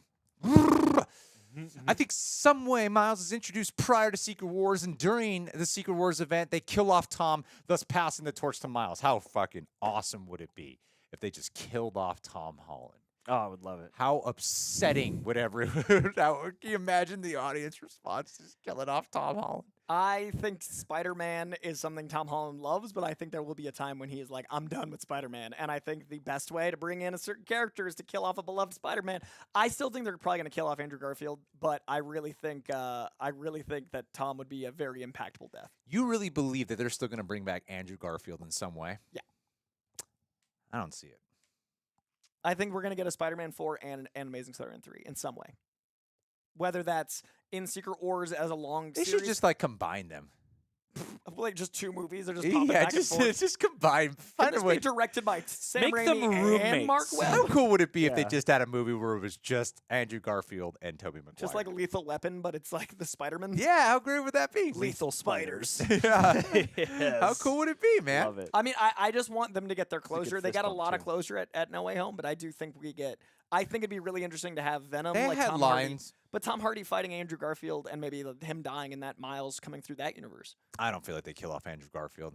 There's too much money to be made. I don't feel like Andrew Garfield wants to do it a lot longer because he talked about being a 40-year-old in spandex. I know, and he looked great. He did. Great die, Andrew. Good All work. right, here we go. Okay. Yeah, that's true. No, I don't think they're going to kill off Tom Holland. Tom Holland should play him for years to come. He doesn't have anything. His newest movie got some rough Come reviews. so I on, feel like guys. consistently. Seriously, what does Tom Holland have outside of Spider-Man? Uncharted That is 2 is truly coming. a massive hit. Zendaya. She's doing better than him. No, but recently. I think he wants to like go have like a family. I think he wants to just go like. I think he live. wants to have a family. I think he's a very talented actor. I think a lot of his work outside of Spider-Man is great, but I think that's what sometimes keeps people there. Yeah. These things are like, I'm not really having anything outside of it's not really popping off for me, I just want Tom to be happy, however that looks. You need that. You need that. I think, And yeah. it's hard to transcend a character like this. I mean, if- how many if of the it's MCU character that makes your name? I mean, look Yeah. at Robert Downey Jr. What has he really had since leaving Iron Man? Oppenheimer. Coming soon. Sold yeah, out. that's why everyone wants to watch it for Robert Downey Jr.'s Bold performance. Robert Downey Jr. Yeah, excites that's me. why. Yeah. Yeah, definitely. Let's go here. Where are we at? Dan V? Dan V 900? Yeah, no, yeah. Thanks, John. Dan V900. Earth 42's Jefferson is also named Jefferson Morales. Rest in power, Captain Morales. Thank you, Dan V900. It's his name in multiple universe. Aaron Davis keeps the name. Okay, so I was just I was spitballing like maybe that'd be unique, but yeah, Aaron Davis is definitely because they're not married. But yeah, that'd be interesting. Thank you, Dan V900. Absolutely. Or Campia answering your question right now. We'll be back Just to be you. like, "Who did it?" Don't worry, we'll be right back to you. Malik Curry. Here we go. We already did that. Yeah, we're at Jorge. Jorge, this is a really good question. How did they keep Glover under wraps without leaking? That scene was a stealer in my theater. So much history is in that one scene. Sure thing. Hey, Carly Carly King, King is in the hey, chat. what up? What up, Carly? Go subscribe to all her stuff. Go follow her on everywhere, like Coy does, obsessively watching her stuff every moment of the day. Yeah. Oh, she hasn't texted me, but she's doing this shit. What the hell, man? Facts. I think they shot it on a soundstage and like it was a small set. I think you could I sneak honestly, him in, like, yeah. I think it was Oh, just a yeah. closed set. It was like 5 of them. And I saw a picture of the wardrobe designer with him in the suit, and it's awesome to see the suit like with good lighting and everything else because they must have hidden all of that. So yeah, when I make that TikTok, that's even deeper cut of what I went through. I'm gonna post that picture because it's really beautiful. Because we saw this at an early screening where Coy's best friends, as mentioned earlier, Phil Lord and Chris Miller, Yep. Biffles. they did say, like, hey, you guys are like the first people to see this, so please don't do any spoilers. And I was like, all right, yeah, I'm sure there's like a couple of cool things in here. And, That and happened. I was like, lost my mind. there's a lot of things happening in this fact movie. that These are live-action crazy canon- cameos. Yeah. Yeah, that's cool. I also think some of the benefit of the movie being animated is it's not as scrutinized as the live action movies, so there's less people like out there trying to scoop. So I feel like this Sure. movie being, this $125 million opening weekend surprised the same people Yeah. that weren't spying on it like a Marvel movie, and I think that was a huge benefit. It's very true. Well, Coy. and two, the whole thing Gotta is made in big rooms with computers instead of like, oh, this actor was spotted here, and oh, there's a set over here, and there's. I think you can easily lock and key, and also people probably have a little bit different of a kind of respect for the animators. That's 1,000% true. Okay, Dan B900. Okay, this is a good one. Really, this is a spectacular shout out. Everyone, be quiet. Super chat. Really, my number one criticism is Ben Reilly being an avatar of the 90s. The comedy worked, but that fit Kane more to me with a character used like that. I did enjoy Ben Reilly's appearance here. I'm not as much of an enthusiast as, say, him. In fact, I'm a bit surprised that you seem very satisfied with how they handled him. Where I felt like a lot of people were very even for me, who's like, I'm not married to any part about Ben Reilly. Even to me, I'm like, I thought they'd do a little bit more with him. So Other than like a couple of like funny lines poking at him. I acknowledge the 90s are a tricky time for a lot of people, so I feel like he was much more digestible to the people that like knew him casually, and you're trying to make this movie for the audiences, not for people like me. That's the issue, is these people that are upset about Ben Reilly are the diehards, and I respect that you want like more of a story about Ben Reilly's journey, and I see the Kane parallel you're talking about here. Sure. But Kane is violent and Ben Reilly isn't. So I thought the anguish being more like emo and like going through that worked for the character. This is a guy who dyes his hair blonde, tries to start his own life, and goes through like PTSD moments about who he is. The linear way to tell that is the simple way they did here. I would love more Ben Reilly. My theory on Ben Reilly is he is an existential crisis of Peter Parker going through like a midlife crisis about responsibility. I don't know if we'll ever see that. I would love that. I know Tom Holland also loves the Clone Saga. Maybe one day. But for now, as an introduction to the character, I do think it worked, and I think it still gave love to the character, especially in the style and the art and everything else. You make sure to leave my brother's live stream every single time. Every time. Alrighty, John, this one's for Yes. you. Throwing it to you, John. Ooh, Dr. Father Figure. Here we go. So the question is, John, back again. Do you think because Miles stopped Spider-Man India's canon event, that comes back to bite them and beyond? Maybe he's not as powerful. It absolutely could. I mean, they said they don't always save these dimensions as they are, being ripped apart. So I don't know. There could be some kind of last-ditch attempt to save it. I'm sure, Pravita is part of their little team at the end, so there would be cause to go back. But I don't know. I feel like we will see it again because they need to resolve whether it gets destroyed or not, and I think that could lead to some pretty big emotion down the line. I mean, I don't know what it would do to Pavita if it does go away. Like, would it, he's then a spider out of time completely. So can they stabilize him forever? It brings up a lot of interesting questions. Well, to that me. ties into my theory on why the Donald Glover cameo is amazing for 862 reasons. Is that I think in the new universe we have to acknowledge that our Miles, 1610 Miles, has to accept that things have to go wrong for good to happen. And I think that likewise, Spider-Man India is not going to have the responsibility. He's reckless in that universe. He's fun, he's joyous, but he doesn't have the Captain dying to shape his responsibility, and I think that's going to be a factor. Absolutely. You guys are 100% correct. Laura Saya, Ben Reilly is the Andy Samberg voiced one. He's Scarlet Spider. He's got like the hoodie, yeah, the big muscles and the hoodie looking thing, and he's one of the three that goes to pursue Miles at the very end. This wall looks fine. Yeah, this wall looks fine. This is weird. Love it. I like Across the Spider-Verse more than No Way Home. Disney fan, thank you for always being here, my friend. Let's see here. Chris Thomas, do you think in the third movie it will come out that Miguel is the anomaly? He's the only spider person that has to drink something to keep his powers. Ooh. Oh yeah, he did inject Good, himself. good theory. Well, he's got vampire elements because of everything he's gone through physically and the world he lives in Nueva York. But it would be very interesting if the reason he hates Miles so much is he is another, so he sees himself in Miles, and that causes the animosity. True that. I hadn't even considered that. Like he's like That's out, like a very projecting. good theory. Yeah. He's the one that's a problem, and he's like fixing his own problems. Like he's like bandaging universes that he causes issues. Or in. maybe there's some type of thing about too many. It's like a Hancock thing. Oh yeah, there Can't can have only be too one. many anomalies Yeah. in one room. Yeah, Yeah. if you get 'em too He's close cool, together. but not him. Yeah. That- Good old Hancock reference. Those come up a lot. dude, man, I'm always referencing Hancock. This is the pinnacle of superhero films. It's underrated. Let it be known. Moment of silence. Moment of silence for Hancock. Matai Orko. When Andrew Garfield, thank you so much, saved MJ in No Way Home, did he technically disrupt a canon event? I guess not. I guess these canon events and things that are supposed to happen in TVA timelines, all those things, there's always time travel. They constantly create questions. They're like, what is meant to happen and what is not meant to happen? Because this person actually did the thing that you're saying they're not supposed to do, but that's okay. It's a constant.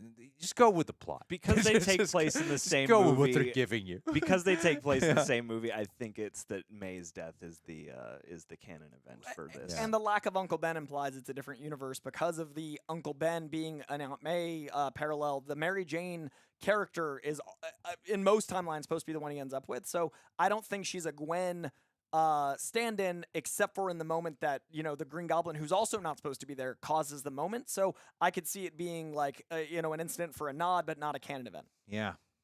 It would be interesting if, when like in No Way Home, when they brought like the other characters over, if they implemented that glitch effect in the live action, if shit like that happens. Oh, that'd be fun. Dude, go 'Cause back. that would be a way to, I feel like there's a consistency that you can do with that, you know what I mean? George Yeah. Lucas that in. Because Special edition, make it let's happen. do it, man. The more fun edition. Yeah, exactly what Will just said right there. Yeah, that's what I Yeah. was saying. The other Peters don't glitch when they're in No Way Home. And so Yeah. if they did implement that, I was ahead of the chat for once. Miguel Okay. does need the blade serum. Hell yeah.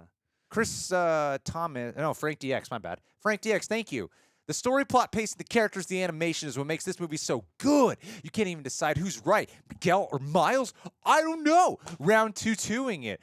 That is what I makes. think. Huh? Round 2 tonight, I think you said. Oh no, round 2-2ing it. Yeah, Okay. round 2-2ing it. Yep. My Ra- favorite it's the Pixar sequel movie. to Ratatouille. Ah, Right. Yeah. Round 2-2ing. Yeah, that was. I love a solid debate, especially in a sci-fi scenario of what would you do. You can create a great debate over something that is very relatable, that's very realistic. This is a very heightened science fiction scenario here, and that's why I constantly go back to one of the most best scripted debates. Totally bad language there. One of the best scripted debates ever in cinema to me is the scene with Dr. Hammond and Jeff Goldblum in Jurassic Park of whether or not they should have created the dinosaurs. Yeah. That is one of the best debates because this is a totally science fiction scenario and it puts you in the seat of, yeah, whose side am I on here? It's a big ethical debate. And that is exactly what I found they did here as well. Like, of course, I'm invested in Miles, and of course, I would want Jefferson to live, but maybe Miguel has a point. I think that is one of the best things about. That's one of the things that puts this above Into the Spider-Verse for me is creating that complexity that makes you have to choose, and then even ending on a note of, I don't know, is Miles being selfish? Well, yeah, and the ethical conundrum of both, we know this will happen to this guy, what do we do? And then that thing of, like, if you had no idea, it's like the very fact that you gain the knowledge screws up everything, because then, like, do I just let this go, or do I intervene because now I have to because I know about it? And I love the weight of it's already so much to bear for a Spider-Man when they lose a captain or they lose an uncle. But there are some of these characters, like Gwen, who's just waiting for her dad to die. Like that, what that puts on a character. That is one of the things that I feel like makes this movie so much darker. Too, Yeah. is I know my dad's gonna die, and I'm kind of just waiting for it to And happen Peter because B. it's Parker supposed being to like, happen. this is how it has to be. Well, and Yeah. what happens now that he's quit?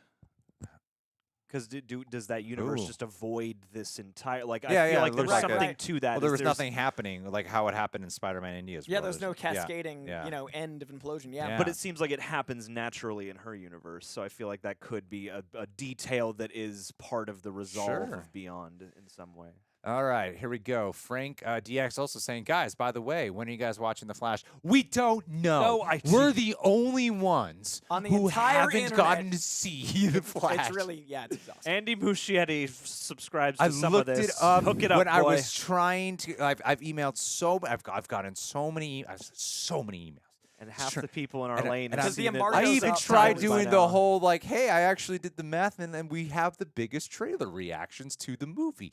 Look, and Andy Muschietti even followed us on Instagram. I'm like, come on, and still we're not I invited. toured with Shazam across many states. Oh, here we and go! Congratulations! I- good Oh, so look, that's what you want to do. Brag about And Zachary. I Levi. emailed the same team and didn't hear back. I was saying I tried to go with like, hey, here I've helped. Let me help again. And no. Thanks, Brian Alexander. He respects me. Yeah, Sure. yeah. I All I was respect saying. Some real Andrew Tate mentality right there. Oh, he likes you me. You want some that pizza, man Koi? likes me. You want a pizza? Yeah, it's right. Batman's a fascist. I want pizza. Was that Right, I actually compared you to Andrew Andrew Tate. Why? I don't know. It just felt like the Just thing that felt came to right. my mind because I was listening to the BBC thing yesterday. And I was don't- making the thumbnail. Sex traffic. So, but that's not. What? pizza. Yeah, that piece of shit's like a fucking monster. What are you talking about? Entertain. He's the motivational speaker? Yeah. Garbage. Garbage people can have some good philosophies, though. Let me tell you. I mean, should we separate the art from the artist? What art? What art? I don't know. I'm just That is a solid point, Troy. I'm blowing my mind right What now, Corey. art? RMA trauma. Do you think Into the Spider-Verse would be better with just go right? Am I reading that right? Gwen, Peter, and Miles. No, Into the Spider-Verse. Is that what that's for? Yeah. It's. I feel like there should be like a V there. With just Gwen, Peter, and Miles. Gwen, Spider-Pig, Noir, and Anime really hurt the movie for me, and I'm curious what you think. I don't think they hurt the movie at all. I thought they Man, really, I love those characters. I thought they really elevated it. I also- mean, yeah. Gwen, Peter, and Miles would be fun, but I feel like part of the point is to have all those other characters. Although John Mulaney did come out and say that portraying Spider-Pig is what did get him down the rabbit hole of becoming a drug addict. That's true. What? Oh. It's all this. Everything was going fine until I stepped into that damn booth. Man, why did I decide to be an animated pig? It ruined my life. Richard Lloyd, we're going to end the stream soon, so I'm going to abuse this.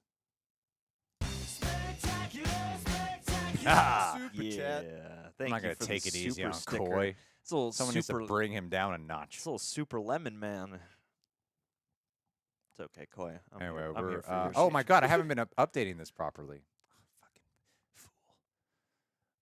Richard Yes. Lloyd for the super sticker. Yes, Thanks. bask in your failure. Winsome Jarl 4342. Okay, yeah, I need to turn off the super chats. I mean, Last no, chance. I'm gonna just turn off being able to submit super chats right now. We're just gonna never read them So again. you guys got like 5 seconds to do it. Yeah. Oh, there goes the slider. There goes the slider. Oh. Boom. If you continue, your fans will no longer see super chats as a purchase option, and you'll no longer earn revenue from it. I understand the implications. Do you of understand the this implications action. of this These action? What a implications. great language. It's so aggressive. But you can still send super stickers if you want to. Yeah, send a $200 super sticker. Those are the implications. And we will play the sound effect like 5 times. Crank then. it up. Yeah. It was at 200% volume. Ah! That's what those stickers feel like. Get back to, Get back. Get back. Get back. Coy to is just where White you Lewis. once belonged. You are White Louis. Oh my God. Oh, that's so good. Oh, I love that.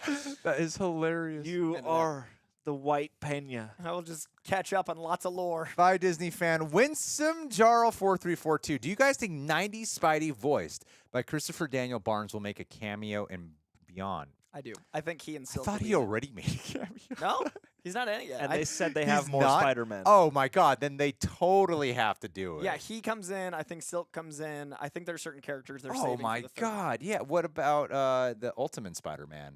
From the animated. Yeah. Yeah, and I think that'd be also an interesting conversation because in that universe, Donald Glover is Spider-Man, which ties into my third movie's idea. When is Italian Spider-Man? That's what gonna be they part got of it. They this? got to hop into like the actual movies Yeah. from those back then. Yeah, do Like that thing they Japanese used to do where Spider-Man, they yeah. insert insert Yeah. the characters into that old footage. I think that would be amazing. There's Yeah. also a live-action Spider-Man model from like the cover of an Amazing Spider-Man, like 176 or something. I'd love to see if there's like the guys in it, like just as a still, like they did the funny. 60s swing in. That Yeah, would I'd be love funny. Yeah, totally. Wampa, if we use the voice modulator, everyone will be modulated. Mike 2021. Thank you, my friend. Am I the only one? What are you doing, John? Nothing. Turn the voice modulator I'm just on. looking at the modulators to see what our options are. Am I the only one who wants a Lego Spider-Man movie now? I can see it.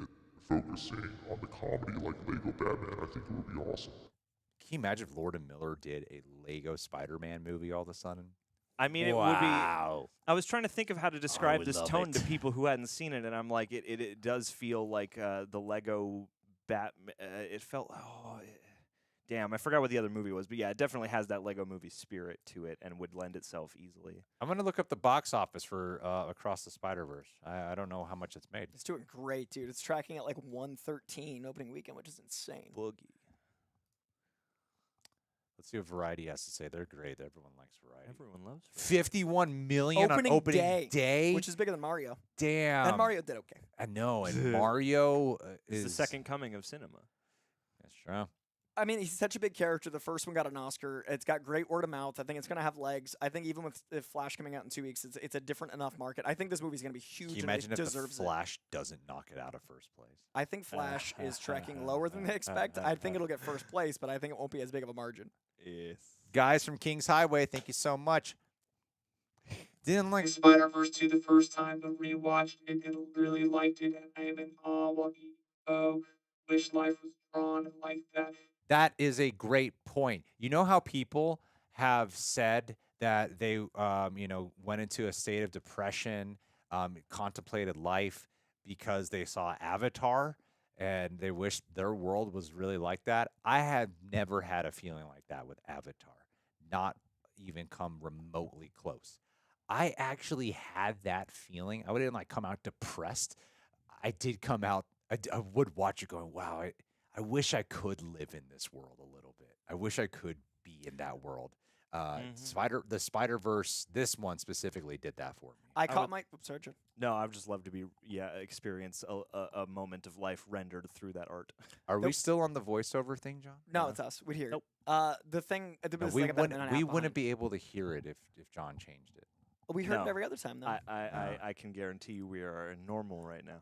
I mean, Because this is a minute behind, though. That was when it was just. everyone's saying. I No, think I did it for a very specific. It's not on. I can see it. So. That, we'll see now I'm back. Here go our talking points. So- Anyway, but yeah, so guys, I just had to run something by John. I really want fast. to. Thank you for your input, Daddy. I do want to say that I think the leap in animation from anything to Spider-Verse was somehow matched in the leap from Into to this, because we've seen Puss in Boots, as mentioned. We've seen. I haven't seen Puss in Boots. Oh, it's so good. We've seen the Turtles trailer. We've seen animation styles mirror the first one. I think this leap is the first time. Avatar, I thought was beautiful, but it didn't make me as emotional as this. There was actually a moment I found myself crying watching the Spider-Gwen footage, and it wasn't tied to story. It was actually beauty. And that's only happened to me twice in life. It was the Grand Canyon and the Cliffs of Moher, two things that are in real life so staggeringly beautiful. It caused me to emote unwillingly, and this was the third. This really affected me. So the Spider-Gwen universe was so beautiful, it caused involuntary emotion. An emotegasm. Yeah, it was wonderful. That's beautiful. Coy sat with a big smile on his face during Schindler's List and 12 Years a Slave, but cried all throughout across the Felt Spider-Verse. transported. I've actually never seen Schindler's List, Oh, yeah. which would be a great watch along, I'm sure. Yeah. Yeah, I've never people, seen- people will love nonstop talking Coy on that. Spot all the Easter eggs in Schindler's List. Oh, Liam Neeson's in this. Oh my God! And you would give the best rant afterwards. Dude, it puts it of Hitler in it. I would so love your reaction just to watch the rant that follows it. Just watch you verbally punch Nazis for 20 minutes Oh, afterwards. man. I need to watch Sisu for verbally punching Nazis. I All missed that right, one. here in we theaters. go. Well, Here there we you go. John, yeah, I saw Sisu. Did you? Yeah, I did a reaction to it. Sisu got a reaction with Roxy. Haven't Killing seen it. Is it Nazis. good? So I was Oh. like, yeah, I'm bringing the down a Jew little. girl on. Oh. What? Scroll down a little bit so the people Why? can see the one we're about to read. It's, mean it's right it's there? Guy from King's Highway. We just read that. Oh, really? With the foe? Eating Didn't foe? we just read that with the foe? Wait. Didn't like Spider-Verse rewatch it was, and then that's when I went to the whole Life- Avatar and I talked spiel. about crying. And Oh. it's because you were focused on the fucking. Button shot. It's because of the button shot. Copy that. Johnny Cash. I have been thoroughly straightened out. Now I want When Fo. you drink too much and it hurts when you vomit, I wonder if that's how it feels when they glitch. Ooh, I maybe. keep a close watch On this glitch of on mine. this glitch of mine. I like the keep idea my of, spiders open all the time. I think you're talking about Keep my the. web I keep the webs out for the tide that binds. Anyway, I like the idea of the spins because your mom. feeling like the Spider-Verse. I glitch. fought the Rhine. No. But yeah, the spins is very much like what I imagine this feels like when you drink so much that you're near blackout, like the brownout plus spins. I think that parallel looks fair. Fair enough. Christensen, unpronounceable. I hate you people. Goodbye. That's a callback to an hour ago. That's how you do it. But I appreciate you, Christian, Later, for that Christian. call. Thank you, Christian. Appreciate you just the same. Trash boat.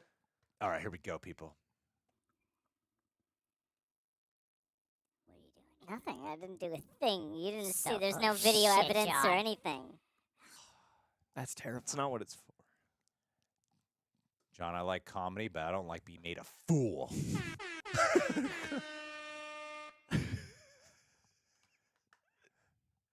You guys don't understand what being. I read the wrong one.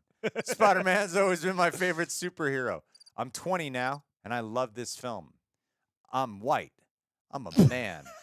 Oh, this is when we're talking about woke stuff. I don't think so. I feel like he's just contributing this He's just information. letting us know the data. And nothing about this film bothered me. We are all people and should accept each other. Trash boat. But you spelled accept with an EXC, so I feel like accept you all got acce- some, you got everyone's some accepted. shit to dish out. I accept him accepting us. Yeah. I know what's going on, John. I appreciate. No, I'm just happy that Trash Boat has proven against happy their he's name. a white man. Trash Boat is not. Let me know. You are the furthest thing from it. You're like a yacht. You're not a trash boat at all, and that's the fun of your name. I just love the way that sounds. Sounds like a weird white savior super shit. I'm a white man, and nothing about this bothers me. I think he's trying to say, like, I know that's not at all what you're saying. I just kind of feel like it's just funny in my stupid brain. That's my brain making a joke. I am here as a white man. I'm a white man, and I approve the inclusion and diversity in this film. That's how every Real Rejects video featuring Koi or I will start. that's how we do all our DC animated intros. Yeah. Prefacing. White man approved. Super chat. You guys don't understand what being woke means. Oh, here we go. It's when the narrative canon is changed for political agenda. That's This not what it movie- means. This movie has no political agenda in its narrative. I think he's a supporter. Sure. I think he's actually, this is a time when you go, wait a minute, we don't need to just argue. Let's see. Sure.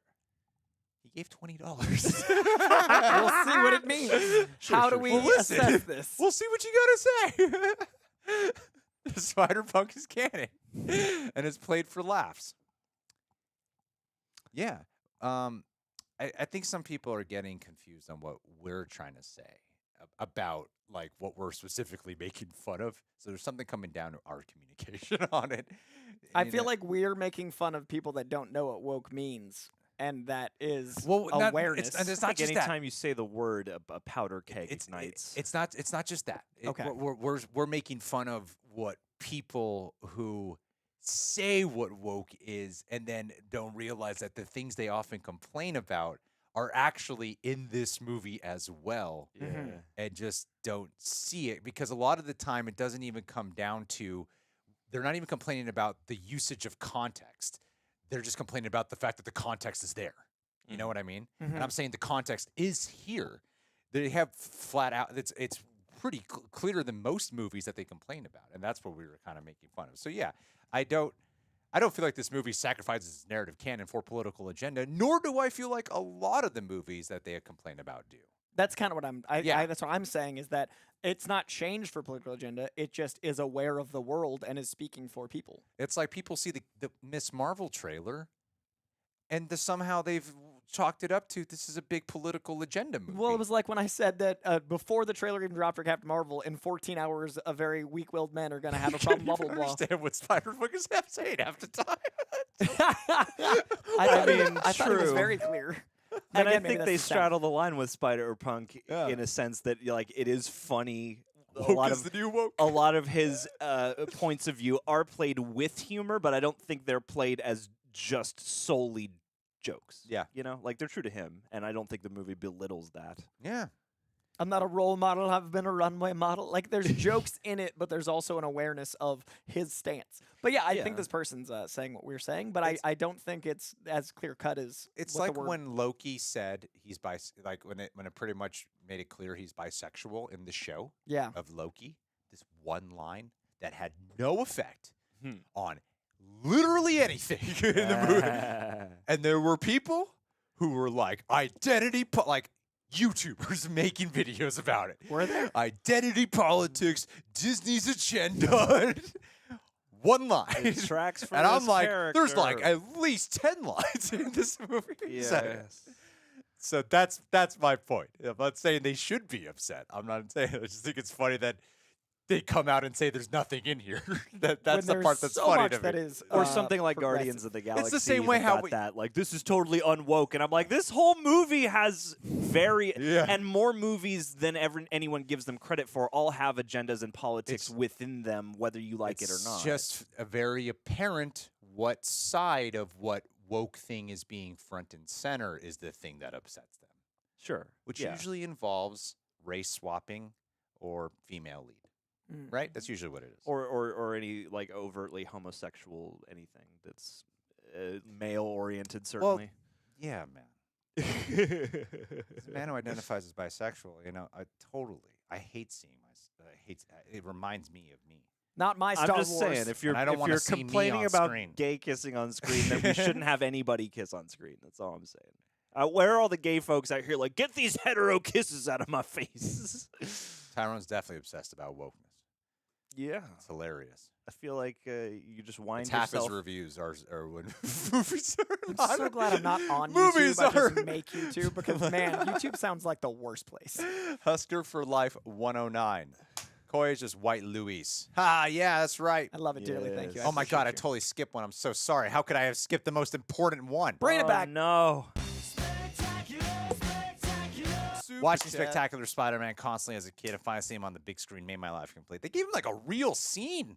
A beautiful. That line was so impactful and wonderful. It was a real scene. Yeah, they like featured him with like a full-on angle. I wasn't even sure if Yuri talked. Yeah, that was so quick, and they gave him a speech bubble. They gave him a Yeah. text bubble, which made me happy though. But yeah, no, they gave a full-on like Spectacular Spider-Man love moment. I honestly think Spider-Man Insomniac comes in the third one more. I hope. That would be cool. It'll be a full-on character, and then they got to get both designs though. That's what I'm saying. There's a whole multiversal conversation to have about the change in Peter's design. Oh, that'd be so much fun if they have both Yuri voicing himself and then make Clone Saga jokes at like the different Spider-Man Yeah. Insomniac games. And then bring in the Spider-Man meme, or like the poorly drawn, True. like they did with Sonic. Oh, I would love I that. love hearing it. Slipknot 2K Sean. Big fan from Philly. Been a fan since 2016. What?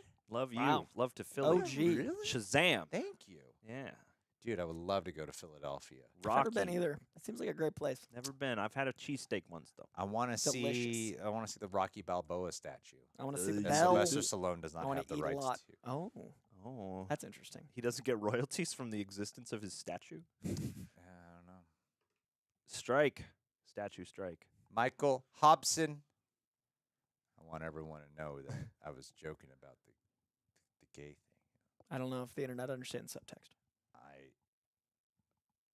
love gay people for a reason.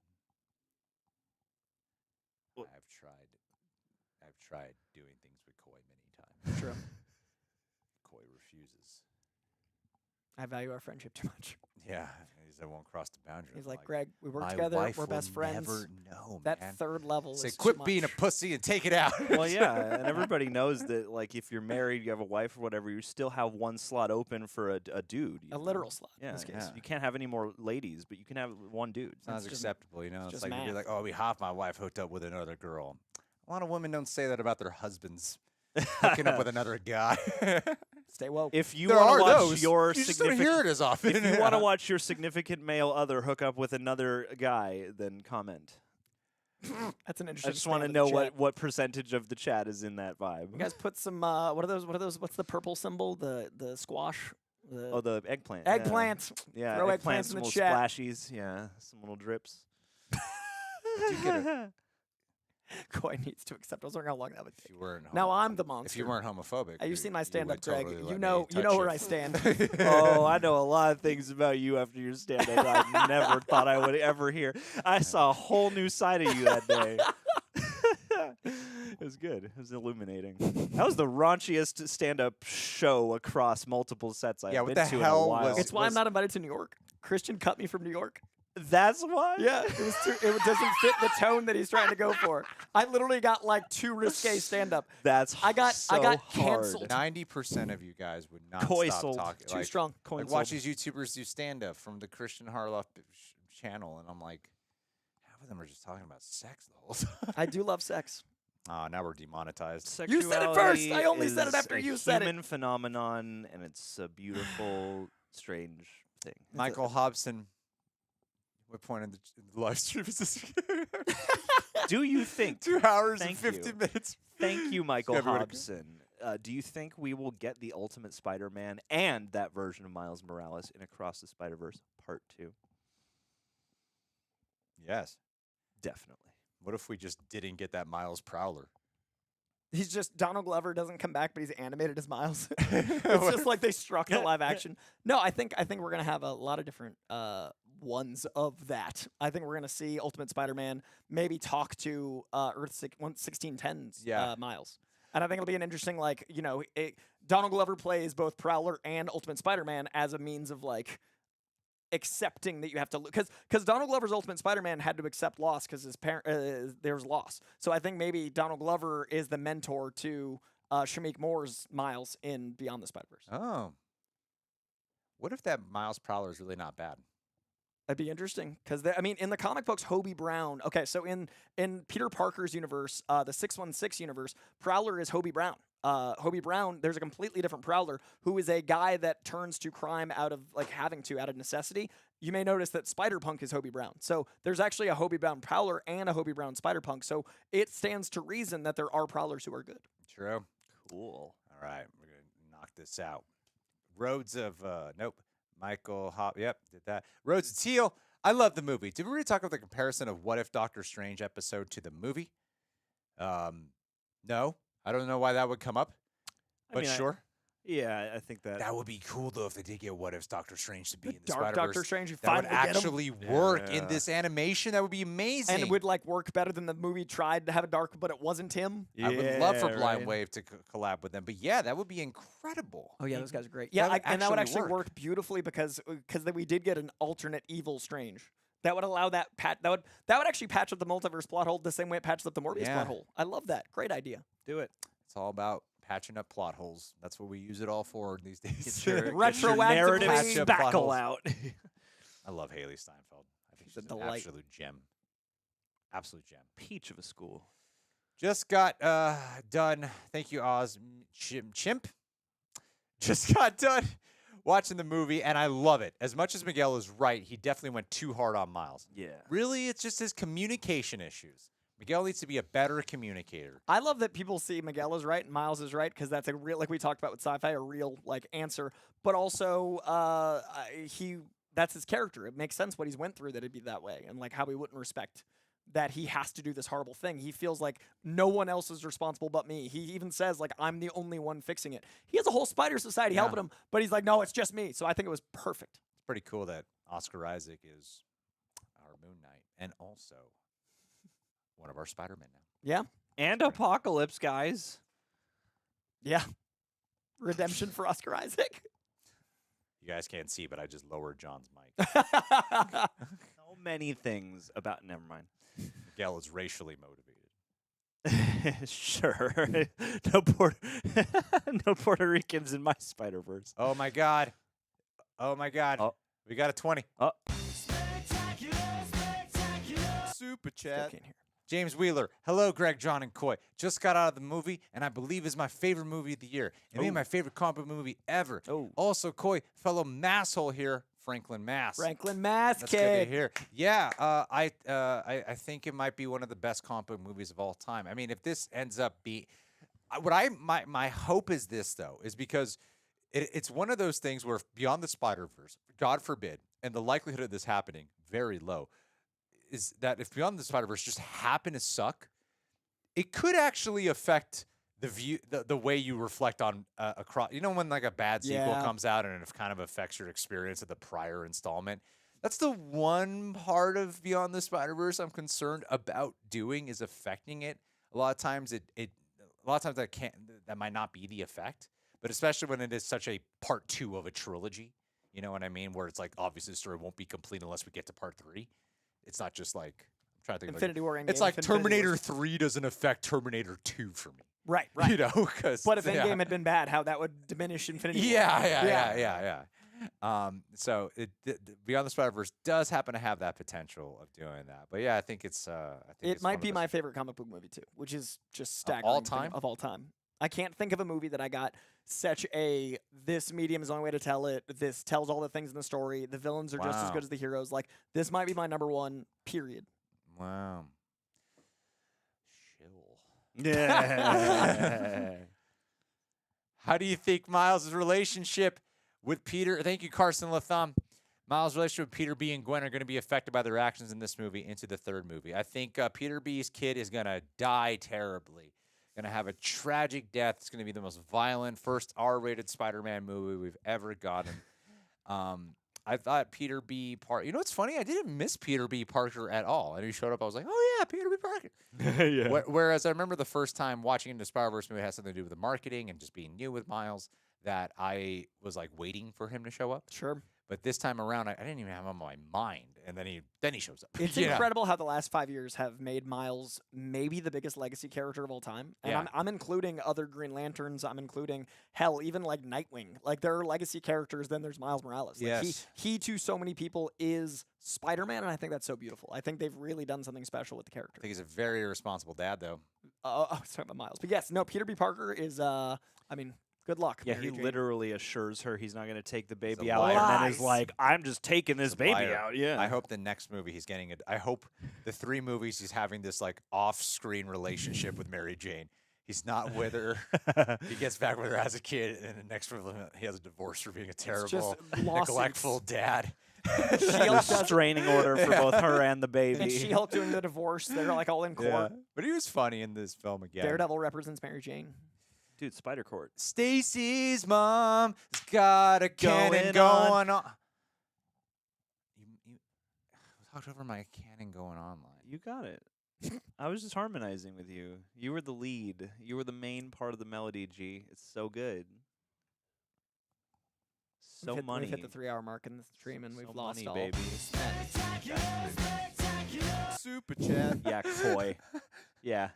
Sorry. Say that again Sorry, in Miss. 180 Shut up, seconds. cool. 240 seconds. Stacy's mom. Canon event rules shouldn't apply to Miles when he's an anomaly, plus was never meant to be Spider-Man. Loophole makes Miles even more unique than he already is. That's very true. Unfortunately, we have covered this topic quite a lot. But yeah, I agree with you. That's what I Yeah. got. And you have a great name. Well, and I think that also works too, because even if the canon events shouldn't apply to him, he still is like this anomaly with great potential to disturb the balance. I think they should make Donald Glover Prowler in the MCU.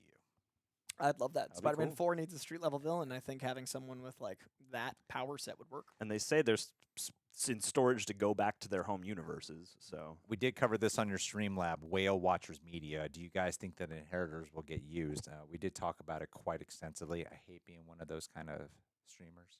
But we did. But we did talk about it in depth. And unfortunately, we got well, it. we talked about it to you. So. Yeah. That's true. So We we did did just be technically answer your question. Stop yelling at us in the comments. Appreciate the redundancy. You might have already left and been like, they took too long to get to my question. Hopefully I'll he come back rewatches to the it. stream later and see when they answer. That happens a lot. Crooked. Thank you, Crooked. Rewatch first movie, and it still hits a little harder for me than this one did.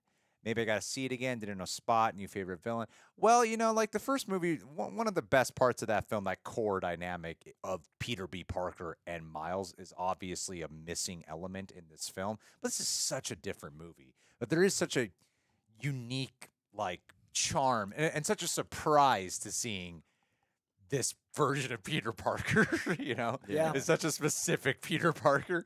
And it was, so and there's also the wow surprise factor of doing such a thing that is, of course, missing. But you can't repeat that. You can't. So they did something else different. And I like what they did that was different, Yeah. And Malik Curry, it's pronounced Malik. I think I got it pretty close, so stop yelling at me. Thank you, Never gonna Malik. forget now. And didn't know Spot, new favorite villain. I don't want to call him my favorite yet, but we'll see how he But progresses. great The third one. storytelling. Terrific though, yeah.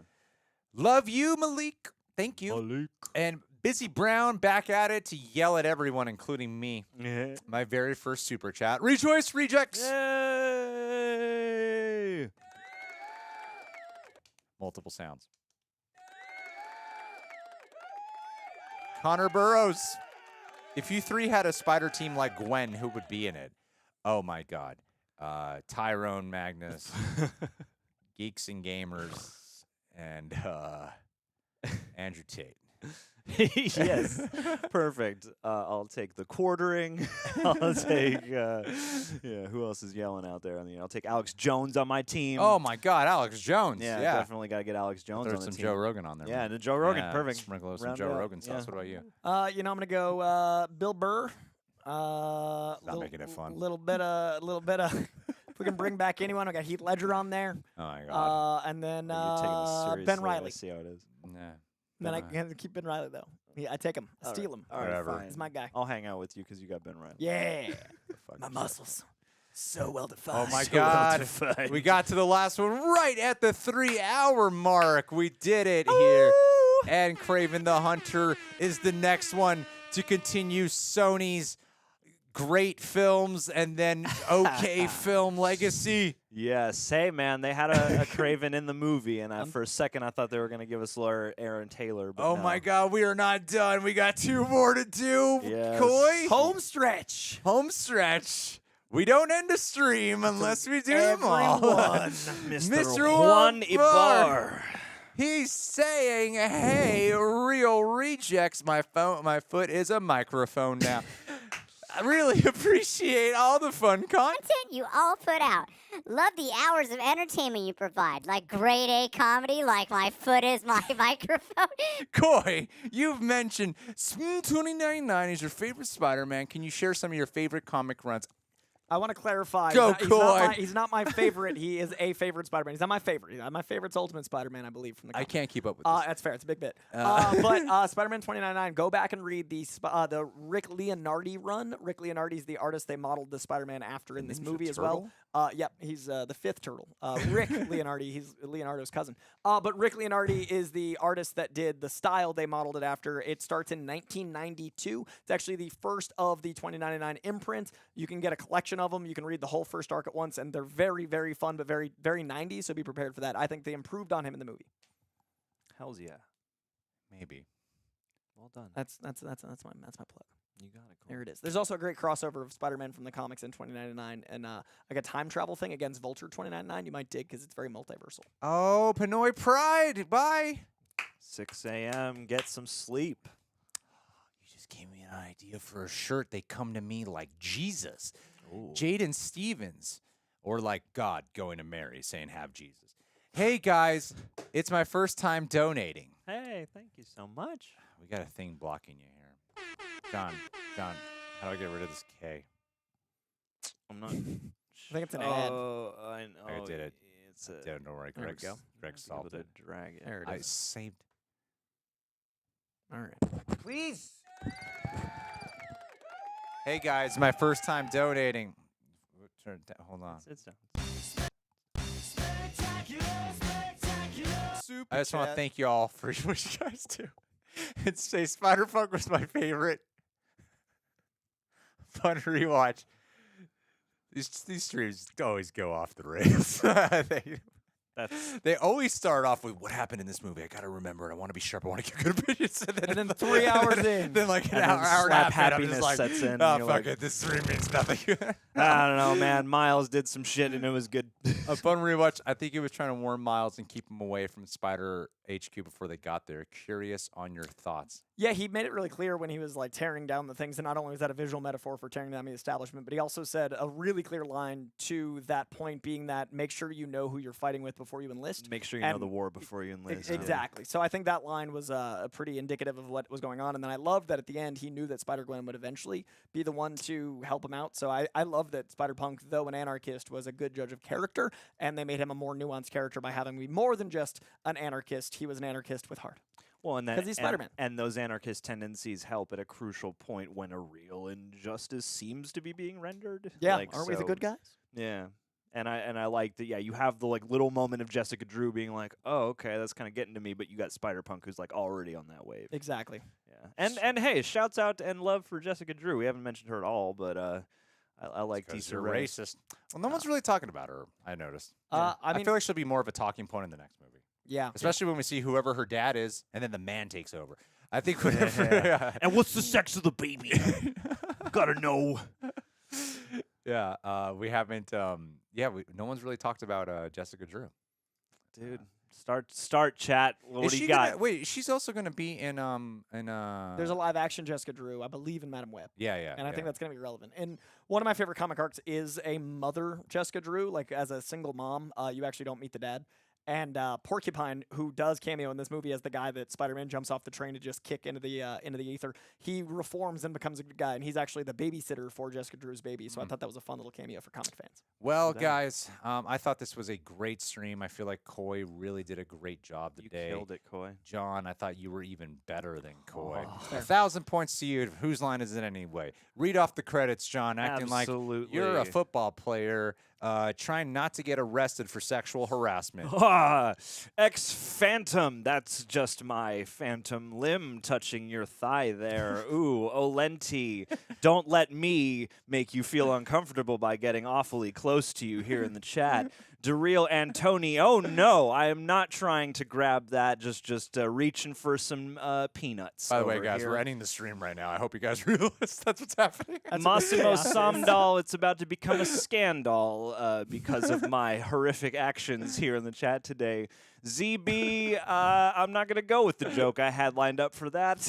Wampa PV, you're going to get HPV from me when I touch... Yeah, this is going real great. All right. Okay, well, thank you. I'm glad I guys. stopped this bit now. Thank you guys so much for being here. This was another fun stream. Spider stream, we'll call it.